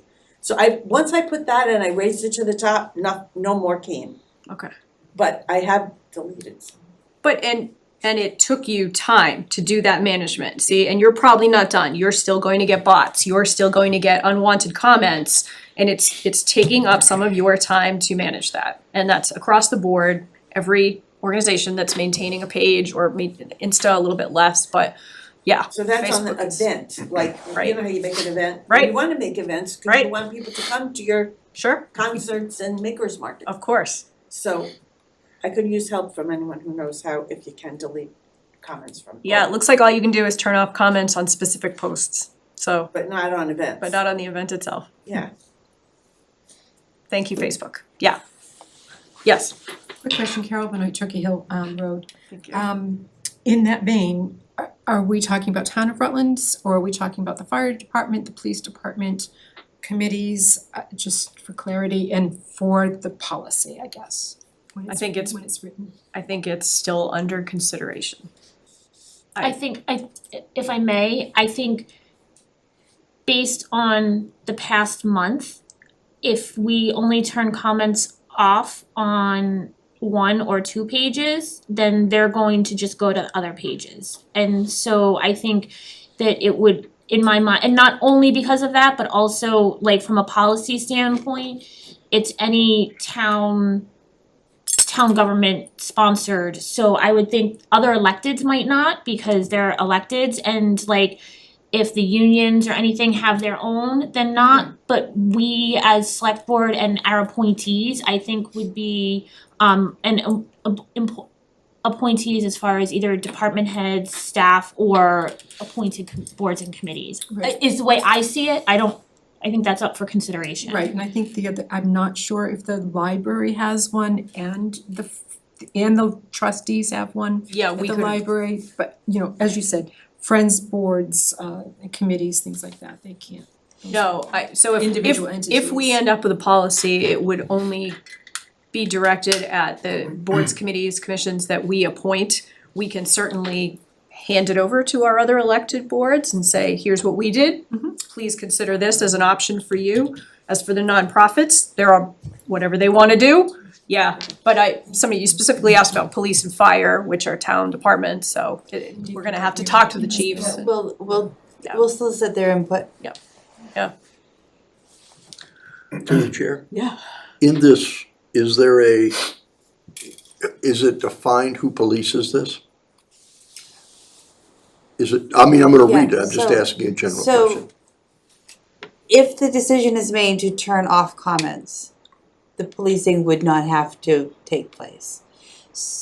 As it is now, we as a staff, mostly Tamika, keeps an eye on questions that come up that are legitimate questions seeking better or more information, and she uses her staff time to respond to those professionally. However, the last couple of weeks, we've just sort of raised the flag, and have not responded or even just for our own mental health, not even read them. So, in the best of times, we have done our own policing. Okay. Of course, with the reductions in staff time in our office, that responsibility would fall to me most of the time. So now is a good time to have this conversation while we're transitioning to post June 30. I think for me, it doesn't seem, and that was my other consideration, is apart from all of this, that I think there's been certain staff and volunteers who have really taken the brunt in some of the comments, unwarranted, in my opinion, and I think truthfully unwarranted.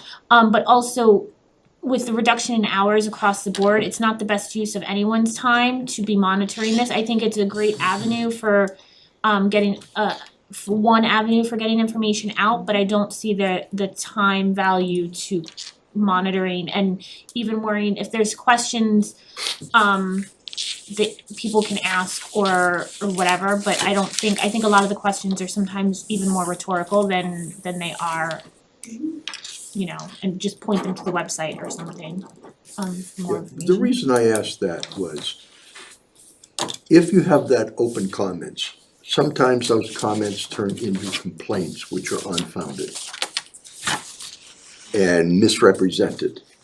So, which would be a better place to go through more of the town side, not the social So if we turn everything off, then that also solves that problem too, where I've seen that in the past.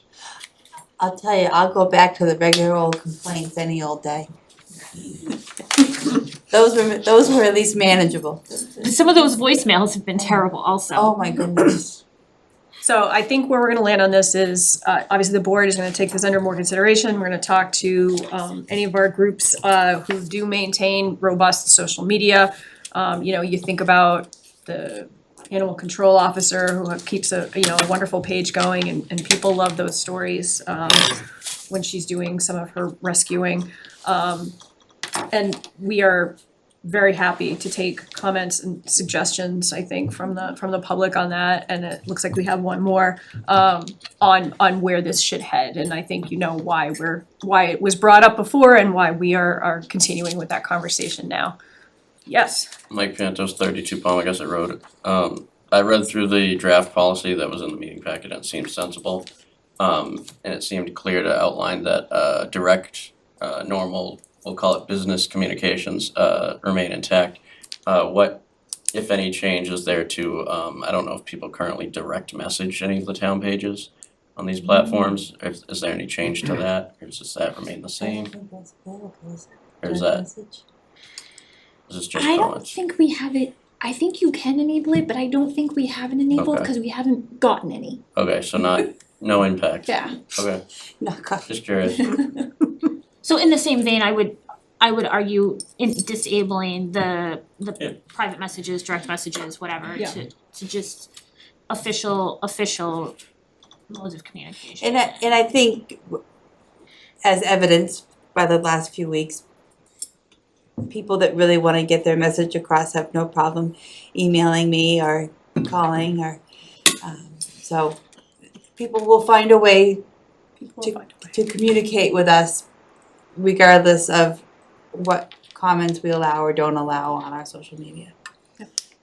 All right, and we're gonna leave it the same on the Communications Advisory Committee. I think over the past few weeks, we've gotten so many good suggestions about how to make town meeting more accessible, or how to make some changes that would get people more involved, or how to get them understanding it in different methods, because it is a lot, because some of this can be a lot. So, yeah, please let us know. Again, the policy, the advisory committee sort of framework is there in our packets, and I think right now I had it set up similar to the other town where it would be 5 members as named by the board. Happy to take any changes to that. That's a very rough draft. Okay, is there anything else on that for now? No? We obviously already did number 10. Heather, there was nothing else on the earmarks, right? I think we got a lot of good answers tonight. Yeah, Yeah. it was very informative. That was fantastic. So we are moving on to town administrator update. Great. So let's just start with some personnel and operational updates. As we approach June 30th, we are continuing to meet with our collective bargaining units and managing the intentional workforce reduction notifications that have to go out. Conversations and meetings have been very respectful. They're very challenging, very difficult conversations, but I'm appreciative of the staff that is participating, as well as their union representatives who have also been very professional in making this process manageable, I guess. But we are still moving forward with that, so the layoffs and the staff reductions will be in place for July 1. We've received 2 staff resignations. These were from individuals that were not proposed for layoff, but did have their hours reduced. For personal reasons, they've made the decision that those hour reductions are not manageable in their professional world, so they have submitted the resignations. One is our building inspector, Harold Lemming, and the other is our plumbing inspector, James Smith. So we accept those with regret. We did partially fund our town planner position at 12 hours FY27, so we have reviewed and revised that job description and will be posting that this week. And then the library trustees met with a number of candidates to replace the assistant library director. That is a position that also had some hour reductions. So it is not a full-time position. It is a 19-hour-a-week position, but they were able to fill that, and that candidate started last week. So if you haven't been by the library, there's new faces and new people to meet. So we're trying to move towards this new normal and appreciate everybody's participation in that. On a positive note, the senior center improvements are underway using the previously aforementioned earmark. Nancy Nichols, our senior center director, has been diligently making sure that those funds are used by the end of the fiscal year. It includes the installation of an electronic push-button door, as well as some significant upgrades to one of the bathroom facilities with new facilities and some grab bars. So that's great, and I want to thank the staff for inviting me over to the senior center last week for their annual volunteer appreciation luncheon. It was a garden party theme. Appetizers on the front lawn. Lunch was served inside. It was elegant. It was fun. The 30 or so seniors, the 30 or so volunteers, I think were well spoiled. It was a very nice event. The town has recently submitted several grant applications in partnership with our regional planning partners at CMRPC. To support some key long-term planning efforts, including an updated housing production plan that will help guide our future housing development and ensure compliance with state regulations, a zoning bylaw rewrite, which is intended to modernize our existing regulations and better align them with our current community needs and development goals, and an ADA transition plan update, which will assess our town facilities or reassess our town facilities and infrastructure and identify a list of priority needs for some much needed improvements. In conjunction with that, we did post the request for volunteers for the ADA Commission, which is my intent to make that group sort of the workhorse of this transition plan and help lead the efforts to those improvements. We've received probably five or six applications on the first day. It was fantastic, so keep them coming. I think we can have up to 13 members, so still plenty of room at that. End of the year financial activity, we're closing out, as we're preparing to move forward into FY27, we're obviously moving through the closing out activities for FY26. Still a couple of weeks left in the fiscal year, but the departments are actively working with our financial team, the treasurer collector and our accountant to make sure that we're meeting deadlines and appropriately accounting for all of the funds. You will have a list of year-end transfers at your next meeting. There are fortunately not many. The one big one I do want to prepare you for is going to be our legal fees. That has been a account that we have, especially in the last month or so, really walked right out to the very, very edge. So we'll be seeking some funds there. Finn Park recognition. The town is working with the with the Finnish Heritage Society as they get ready for their 100th anniversary. They are requesting a proclamation from the select board that we could prepare on your behalf, and they're also hoping that you might be able to attend, that several of you or one of you could attend and present that proclamation at their event on June 28th. So we'll get you more details on that. Library hours, the library trustees met. I had shared last Monday the town hall hours for post July 1 as well as the senior center. We now know that the library, they will continue to be closed on Mondays, which they have been closed on Mondays for some time.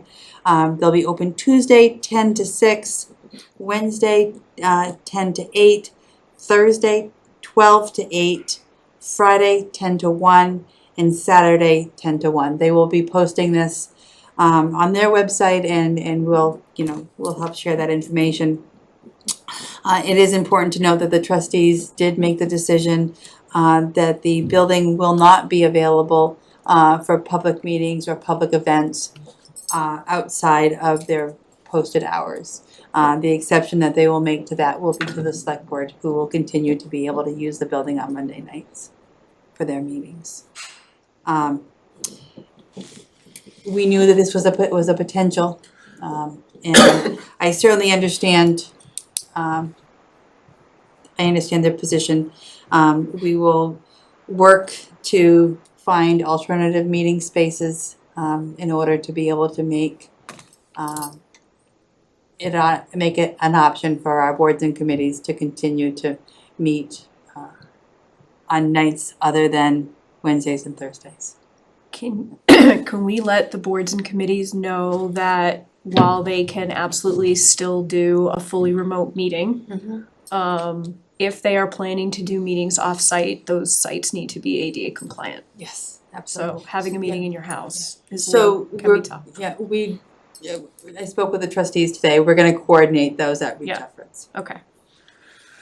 Okay, thank you very much. Is that it? That's Yes? it. I'm happy to answer any questions if Yeah. anybody has any I concerns do have a about question out anything there. else. Is there other questions here first? No? Question on the meeting space. The town owns this building. The town pays for the heat and the electric? Yes? No? No. So, yes, the library receives an appropriation, which we include in our town meeting, but it is the trustees' building and they can set the hours as well as when people can come in. And that's by state law? What It is? is. Yes. Carol Benoit again, but Wednesdays and Thursdays are until 8, 8 p.m. so, but no meetings. No, You have to be finished by 8 p.m. You can, if the building's open, there can be meetings, I Yes. think. Yep. And if you have a short meeting on Tuesdays, that's gonna be 5 to 6. I know, I think historical and sometimes RDIC meet starting at 5. So there are some boards and committees that I think start meeting at 5, but they would have to be out by 6, I assume. Yes, yeah. That's the intention of the Yeah. trustees, There was is that, ever, is that boards and committees would be respectful of that request, if there was ever an impetus to stay on agenda on time. right? Now you've got it. All right, thank you very much. The last thing is correspondence. I know this is a little bit new for us. I meant it, I am adamant, if correspondence comes in to the select board, email as a whole, it gets added to our agendas. Generally speaking, it's just a motion to waive reading to note that we have received it. In some cases, they are items that are in progress or might be covered later or might be discussed. You do not have to waive reading if you don't want to. In this case, I just wanted to note, because Mike, you specifically asked that you had something under correspondence, so I wanted to let you comment on it before we make that motion. So, Mike Pantos, 32 Palmagussit Road. I'd like to provide you with a printed out copy. I emailed the select board over a month ago, respectfully requesting that you, for lack of a better word, petition, that wouldn't be the official word, but submit correspondence to the State House, specifically to the, I believe it's the state auditor, to support the the audit, which we overwhelmingly passed passed the question on 2024, requesting that the state legislature be audited, and nothing has been done. There's now a bill in the State House that was introduced on June 3rd, which seeks to basically bypass that and restrict the potential audit extremely and go against the will of the voters. So I'm asking the select board to stand with other towns, including Somerset, Wilmington, and Reading, and represent their constituents in our will to have a state audit. And I'm open for any questions. Thank you. So this was in your packet, in correspondence. It is whatever the board would like to do. You can take action on it. We could take it up at a future meeting and discuss it. So right now, it's technically only correspondence.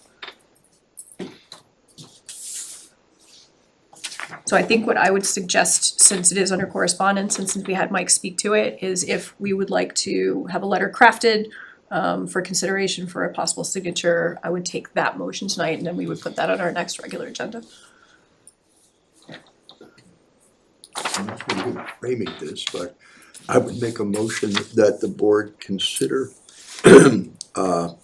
adopting a letter, if you will, to the State House.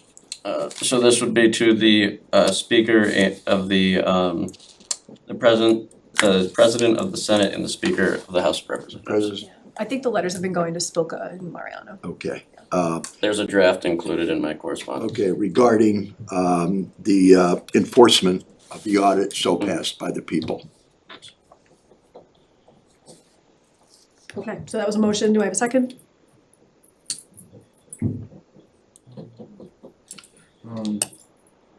I'll second. Okay, any discussion?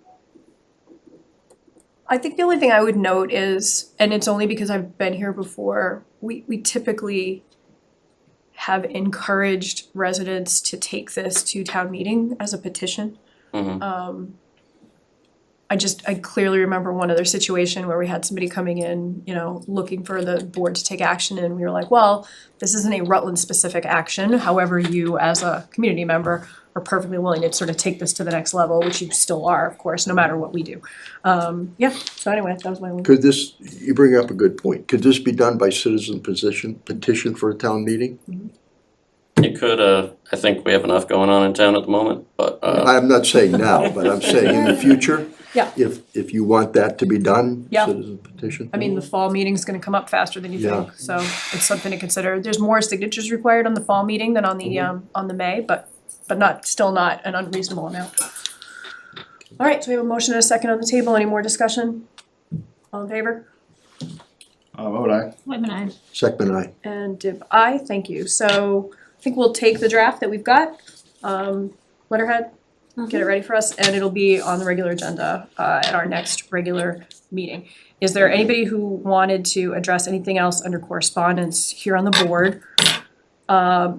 You can either do that, or you can make a motion to waive reading, and we're gonna move to the next thing. I would move to waive readings of the correspondence.